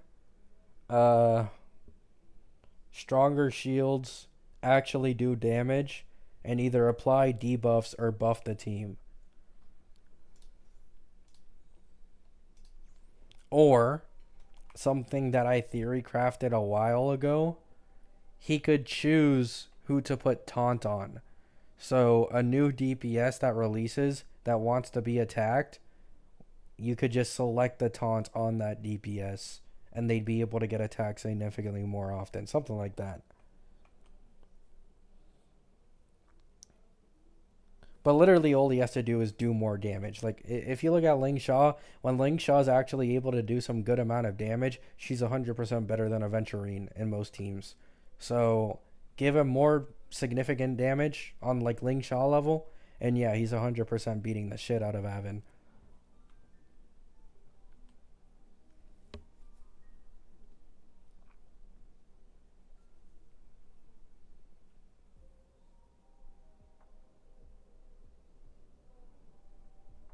It would matter a lot, Dapper, for counter attackers. Like, if you play Yun Li with and without her Lycone, it is completely fucking different, man. Like, with her Lycone, it's like, statistically, it's like a massive overall DPS increase because of how much more often the mobs on field actually attack her. So it is like a big difference if you're able to select taunt.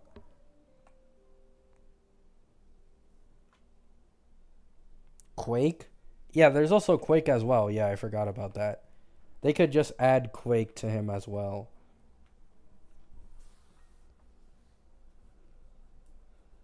Like, I always hear people say, like, oh, how are they going to power creep this meta unit in the future? It's basically impossible. But, like, time and time again, we've been proven it's not impossible in the slightest.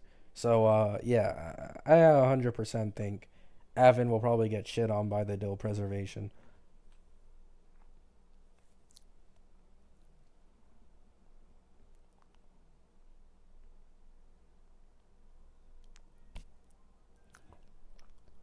I'd only really recommend pulling Hyacine if you pull for a DPS who's like HP scaling or like drains HP. That really only seems to be like her own niche.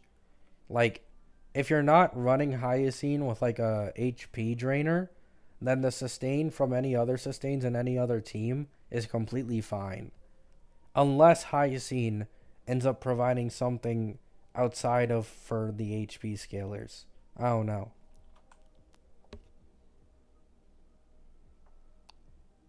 What time is it? Is it for you right now? Almost 10 p.m. And I'm probably gonna end stream very soon.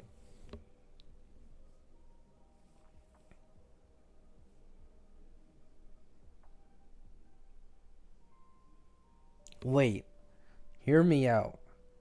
Dawn Hung Preservation gives action advance to the enemy, so that way your counterattack DPS gets attacked even more. Hear me out now. Hear me out. Top tier theory craft, giving the enemy's action advance so you get more attacks off.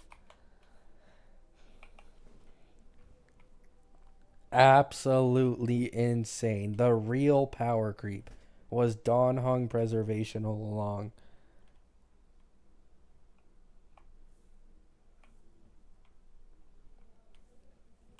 Oh yeah, my day could also use this as well. Yeah, I kind of forgot about that. Yeah, my day would also be able to benefit from that because enemies attacking him is what he wants. How is that preservation? Hey, hey, hey! Don't question it. If Hoyo wants to do it, they will do it. The path, it does not matter. It will simply happen.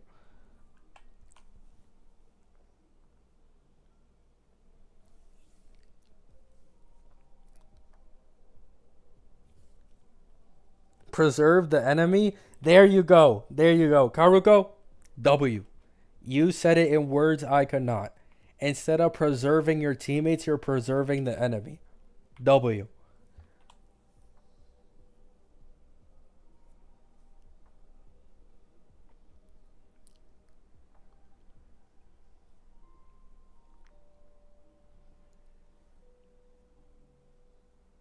Yeah, damage reduction with shield and that as well.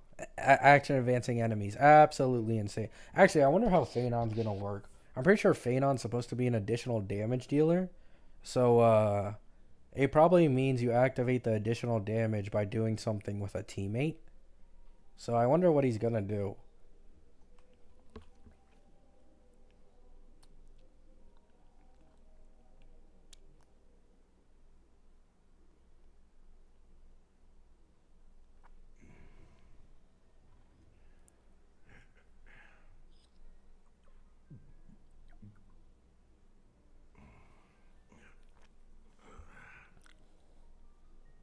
Second HP bar that heals when you lose a certain amount of HP. Eh, eh, maybe. But that isn't anything that crazy, you know. We're kind of thinking of game breaking shit, you know what I'm saying? I mean, actually, wouldn't that make him. Wait. Wouldn't that make him better for Castris than Hyacine? Because then he'd have like a much larger overall health bar.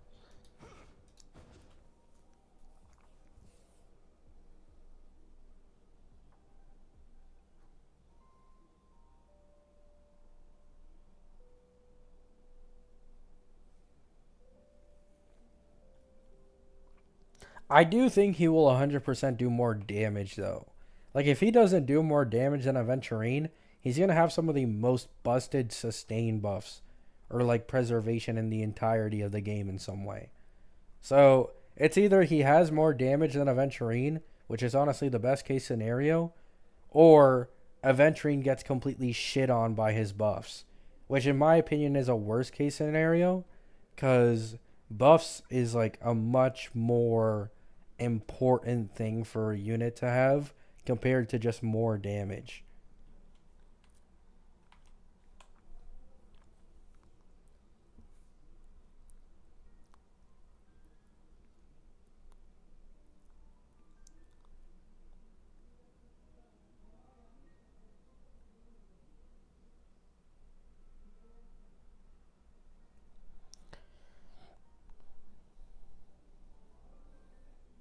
Very intriguing to see what the lore reason would be for Donhung getting a new form in the first place.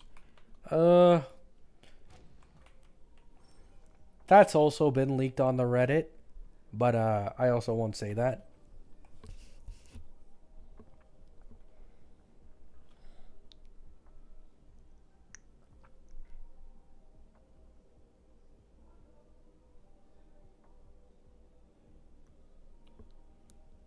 What if he gives a shield and that shield can proc Quake on hit slash taken from SU slash DU buffs? Yeah, that's also something else. Yeah, Quake. Like, I'm really curious about him. So, the other character that I was most interested in outside of Castris is Dragon, right? Castris doesn't count because I care about the Dragon and not Castris. Outside of Phanon, it was the blacked out silhouette of like the armored character with fire in his hand. That is Don Hung Preservation. So we're not actually gonna really have, I think, unless he has two forms or something like that. Like a Don Hung showing like his body model. Like it will be him inside armor, similar to like Firefly with what was it called? Sam? Is that what the robot is called? Sam? So yeah.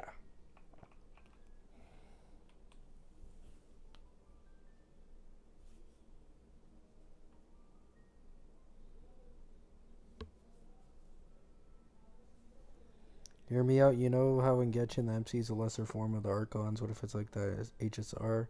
We can use the Trailblazer as a base? I'm not exactly sure what you're on to.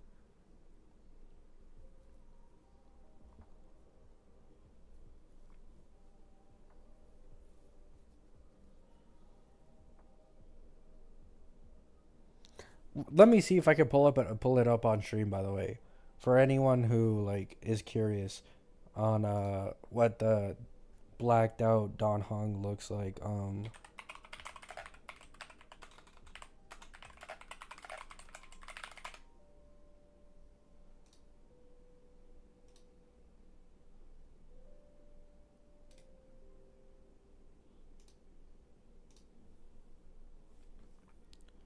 Let me see.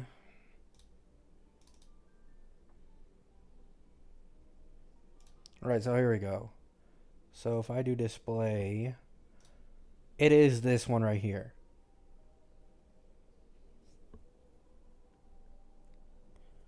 So this one should be preservation Don Hung. This one, March 7th. This one is Heislands. And this one is Cyrene.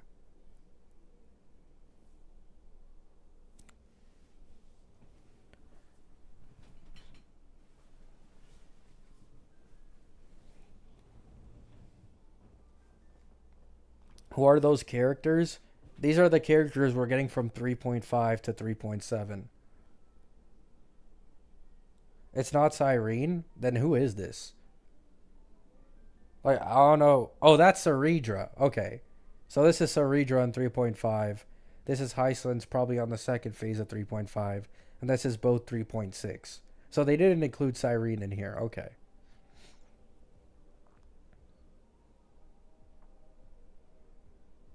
But yeah, this should be Don Hung Preservation, which, as you can see, he very clearly has some type of armor, which I have been looking forward to for quite a while. So outside of Phanon, this has been my most anticipated one. This is 100% just marks it like you can just very easily tell. With the silhouettes of Heislands we have, this is Heislands, and I guess this is Saridra.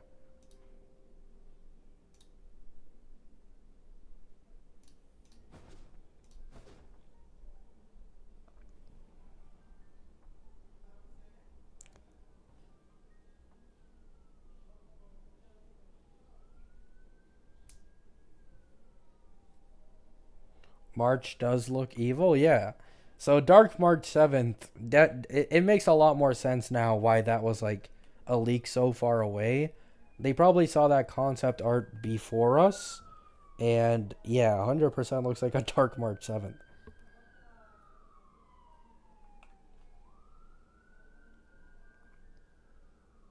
No clue, Ryan, no clue.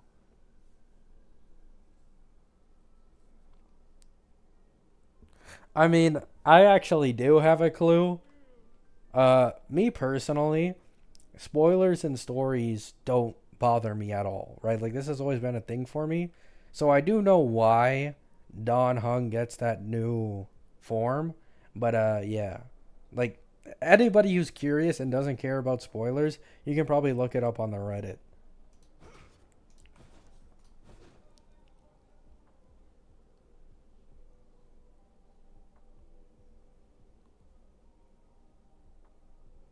I think you have like a 1 minute delay on my stream, bro. I think you have like a 1 minute delay. But yeah, I'm aware. I was told by chat, so Redra's the right one.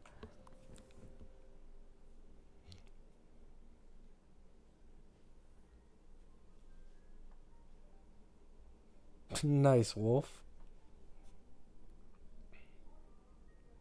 I don't use Reddit. Oh, that's unfortunate. Sorry, but I can't really like. I don't want to spoil. Like I know people are really weird about that, especially in a gotcha game where like the pretty much only content in this game is story. So a lot of people look forward to it. So I pretty much refuse to make videos on story spoilers. Like I feel like even if I put in the title warning story spoilers, someone would still click it and be completely taken aback by what I say in that video. Especially with some of the more bigger recent story spoilers we going on a certain character. Like it gets crazy. Like you basically get spoiled for the entirety of the Amphorius arc if you actually watch it.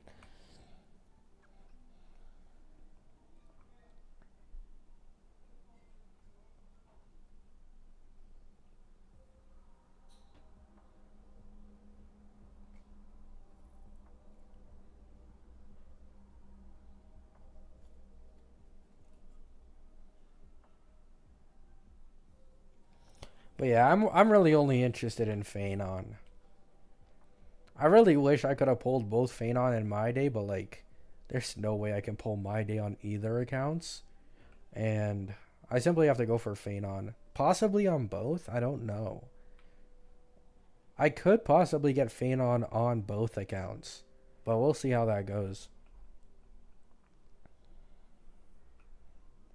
Yeah, Eden, it does. It does.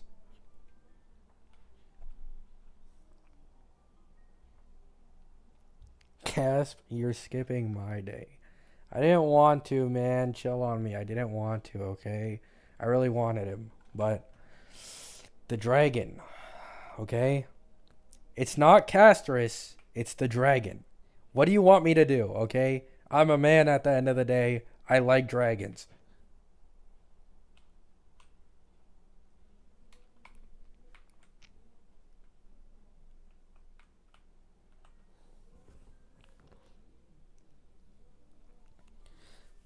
If you pull Phanon, you might need Sarija. That wouldn't be a problem on either of my accounts, though. Because I pull Acheron plus Zhao Q, and then my main account skips 3.3, and if I pull Phanon in 3.4, which I'd basically be guaranteed for, I'd then have some pulls left over. Not to mention my main account gets like a pull back for every single 4 star on a banner. So my main account would probably be able to afford like E0S0 Phanon plus Aridra, which would be fine. And then Rob would be the pretty much similar scenario. However, I have to get a little lucky on either Castris or Hyacine's banner for Rob to afford Phanon. It's a lot more likely for my main account to get Phanon though.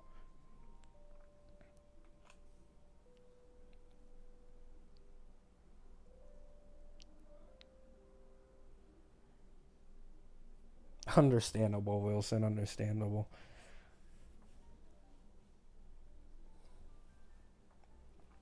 Does my day go with Phanon since he's a destruction emanator? I'm not sure. That would be cool though, but I'm not exactly sure. Like, it's weird because my day's HP draining. You know what I'm saying? Like, I don't know if that really work all that well.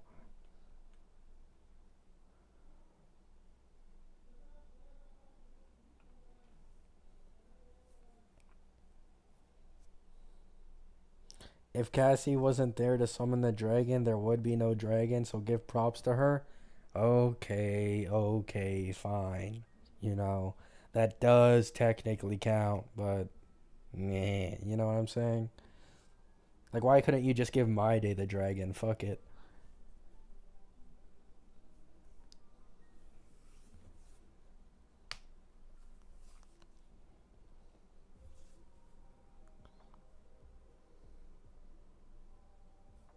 Yo, Gabby, still surprised you're still going. It's been a long stream. Yeah, I'm ending very, very soon. So, but yeah, longer stream than I anticipated. How much for an account review? Uh, a yacht, one or two mansions, and a Snickers bar.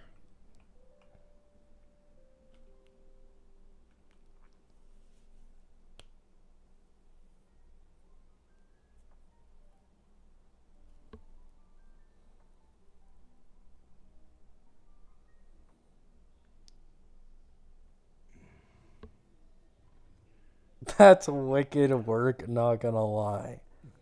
I can afford all of that totally. Hey, if you can afford all that, you know what I'm saying?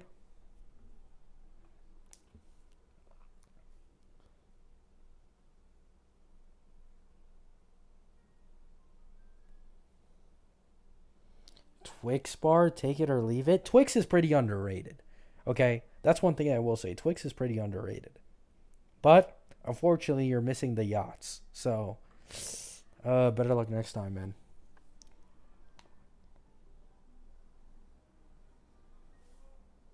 Nice one, bullets.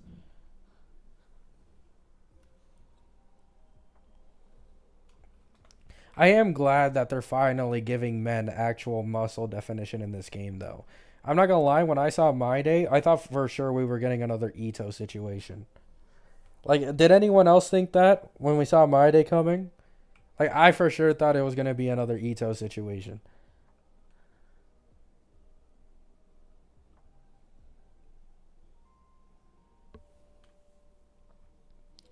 Not the noodle arms. I had zero hope in Hoyoverse to actually make My Day buff. I'm glad they did, though. He looks way better that way.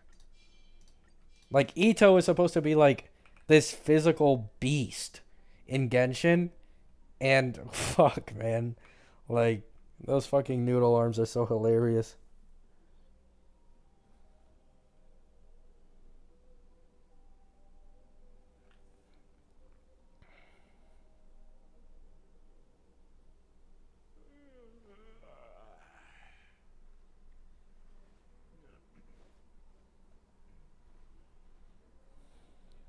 Painted abs. It's so fun, bro. The Ito slander is genuinely hilarious. He doesn't deserve it. Oh, actually, no. The Hoyo ones are the deserve it, not Ito. Ito's innocent.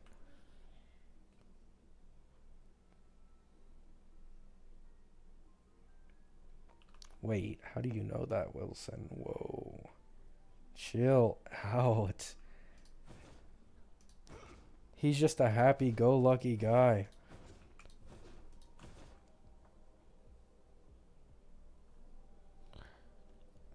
If the rerun banners are true for 3.2, man, it's gonna be rough. Because I'm pulling Castris E0S1, and then I have to pull for Jiaoqiu for my Acheron. Ooh. Ah, that's gotta hurt. That's gotta hurt. Jiaoqiu. Oh, fuck. Jiaoqiu is... I'm not gonna lie. Jiaoqiu is so fucking good for Acheron, man. It's really hard to skip him. Especially since, like, no offense, but there's genuinely a good chance Jiaoqiu never gets reran again after this.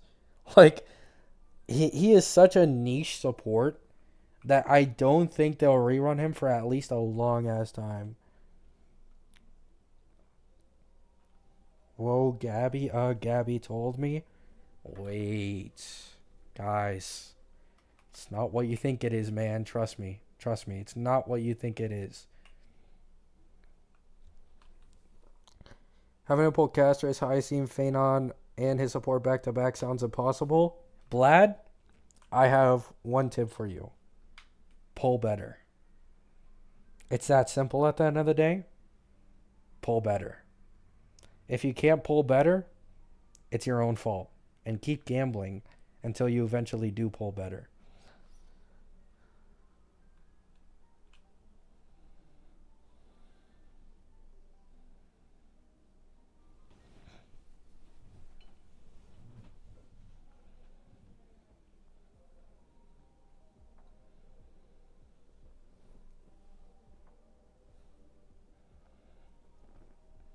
Gabby tells children to gamble. I support. Why do you support that? How could you? Supporting gambling to children. How could you? Evil.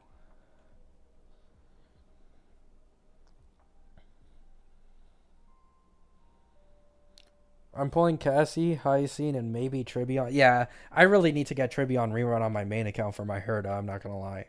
I mean, both Acheron and Herda can benefit from it, but like Herda 100%.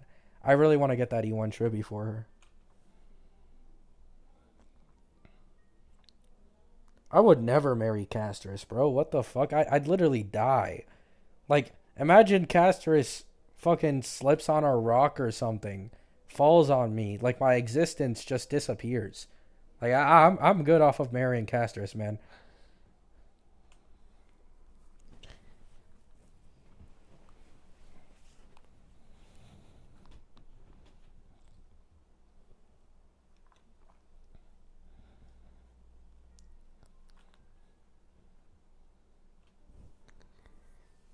I really hope those 3.2 banners are true. That would mean everyone is a skip for me so I can put everything into Anoxa. Hey, Anoxa fanboy. Pretty rare to see these days, but I wish you luck on Anoxa. I hope he gets buffed in V3 to make him a lot better.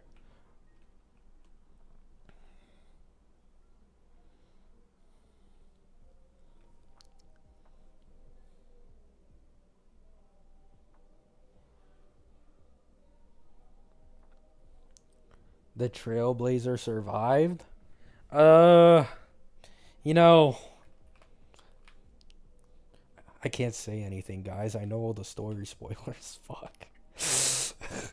You know that picture of like Tai Lung from Kung Fu Panda being chained up in the prison, not being able to do anything?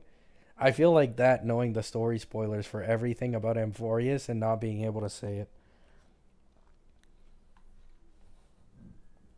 Nah, I agree, Wilson. He'd be manipulative. I'd never trust him.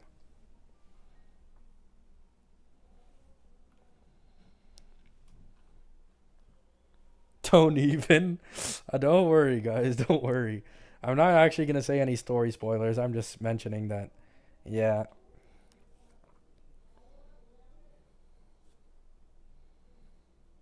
Your reaction was concerning. A. Everything about me is concerning.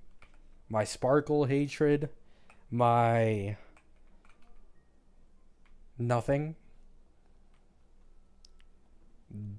the one who shall not be named.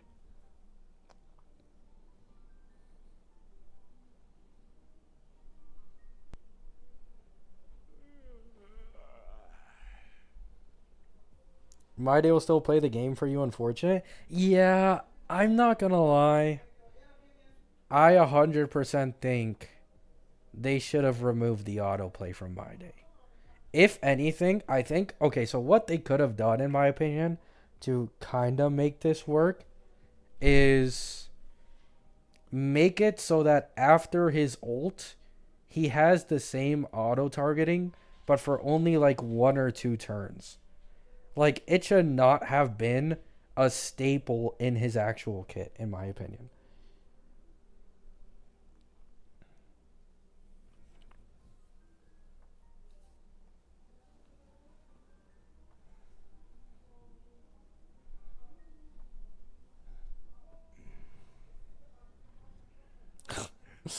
Nice, Wilson. Do you really love My Day or something? But yeah, My Day probably wouldn't be bad.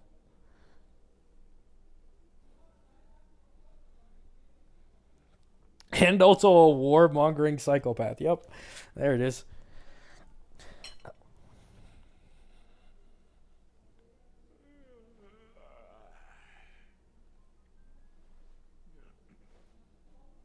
War is fun.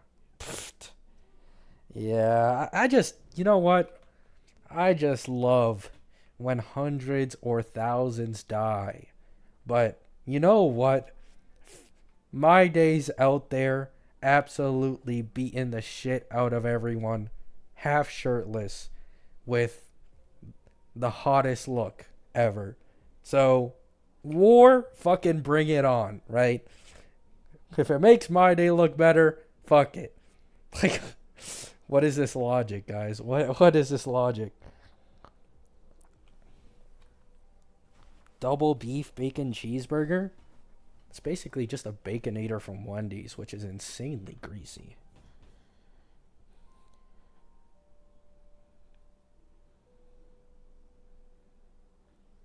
So true, Gabby agrees. Oh my goodness.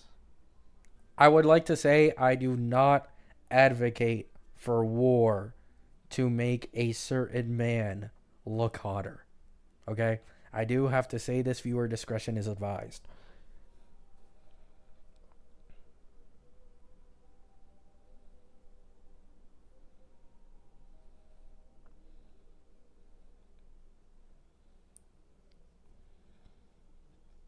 Going to war shirtless, not going to war. You know, I find it like, I don't know, but like, wouldn't Anoxa be broken as shit? Or is like everyone in this game too strong to really be held back by guns? Because like guns, even in this game where like people have like insane superpowers and shit, like I imagine you can make guns that much more stronger with the superpowers that are in this game. Like now that I think about it, this probably perfectly applies to Boot Hill. Like Boot Hill basically just, you know, emanator of the pistol basically.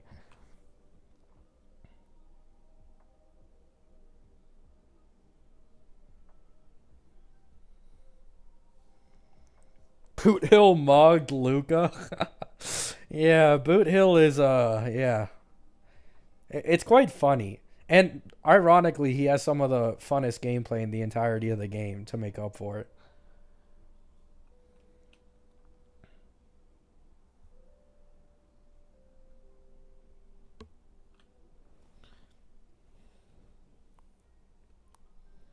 Pooty cheeks, booty hill. True American spirit. No, I haven't watched Chainsaw Man, Ryan. Sorry.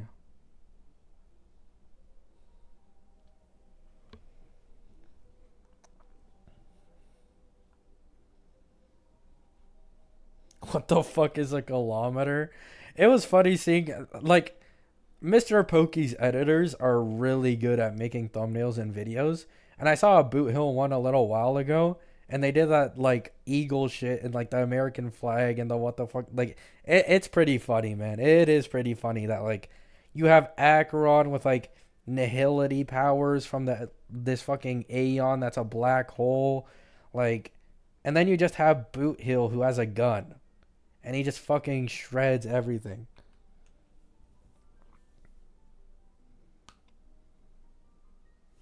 I agree, Wilson. On the low. Yeah, Mr. Pokey Editor are overworking. I always see him in the comments. Every time. He's in the comments complaining about being in a basement slaving away. Like, what? I don't even think they are lying either. Because I was watching like a Mr. Pokey stream for a little bit, and he showed a list, and apparently his editors are like 8 videos behind. If not like in the double digits of videos behind. Like, holy shit, man.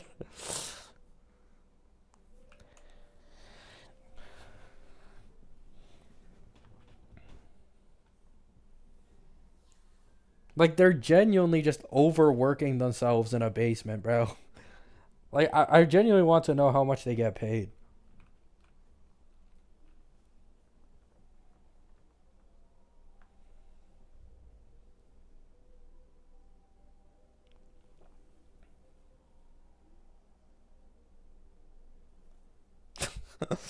Nice, Wilson. Although, does Boot Hill get hungry? Does anybody know that if, like, in lore? Like, does Boot Hill get hungry anymore? Since he's, like, mostly robot? I don't actually know that. I've never been one to really, like, pay attention to the story all that much. They're getting paid? Yeah, I'm pretty sure Mr. Pokey's at, like, I mean, most content creators, editors get paid usually. Either through, like, a direct amount or, like, a percentage of what the creator is making. So, yeah, I'm pretty sure Pokey pays them. I don't know how much, though.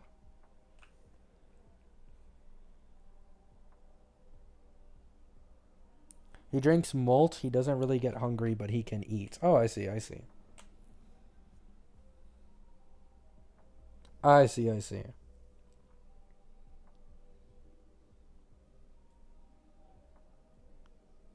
Oh, that was a joke. My bad, my bad.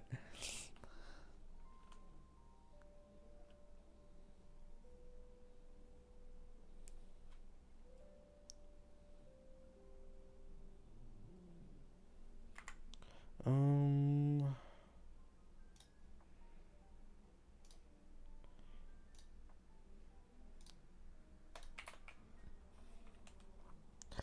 Booho likes drinking oil and strong alcohol, and he loves chewing on bullets. You know, I've never really been much of a story watcher, but like, is that not kind of insane? Like, even if you become a robot, it's like, or mostly robot. It's kind of insane. I'm not gonna lie.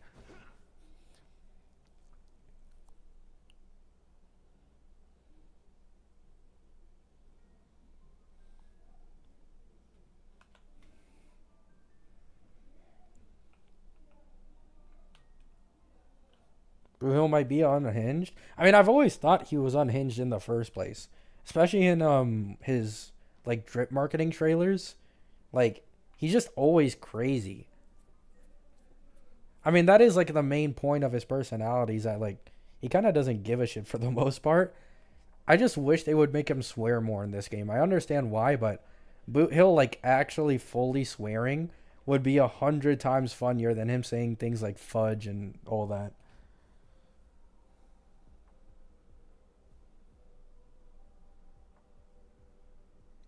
Yeah, I also wonder how it would feel to be like a cyborg.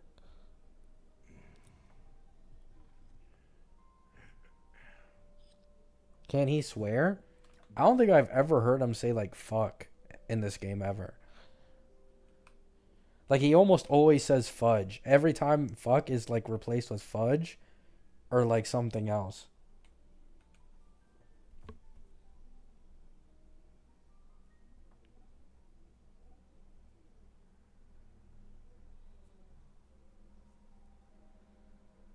I mean, I don't think he can, Winter. I doubt a cyborg can get wet.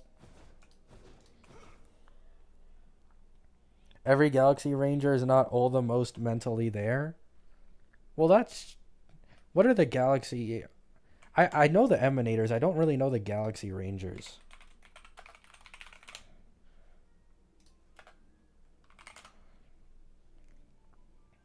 So it's Boot Hill, Acheron, Rappa.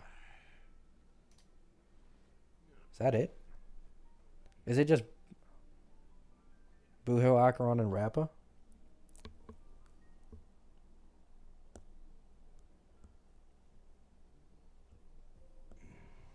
Oh, Acheron's a fake one. Acheron's a fake one. Okay.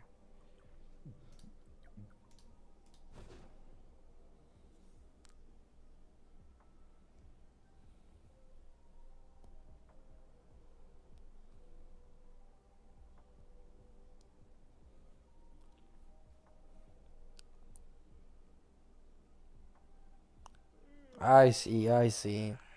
This is what I get for not paying attention to the story and just fully skipping it. I have zero clue.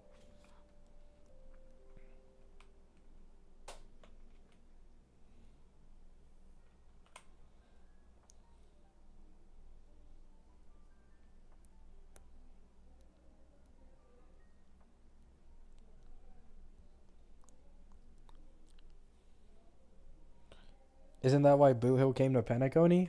A. Zero clue, man. It's kind of funny how I'm basically the complete opposite of those story content creators that know like absolutely everything, like down to the detail, and like they're able to theory craft the future storyline. I'm the complete opposite. I'm like completely clueless, and all I talk about is meta.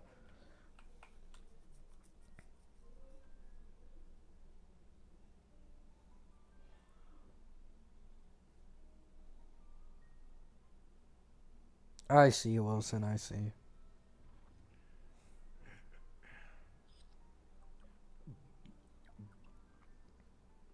I see, Alum.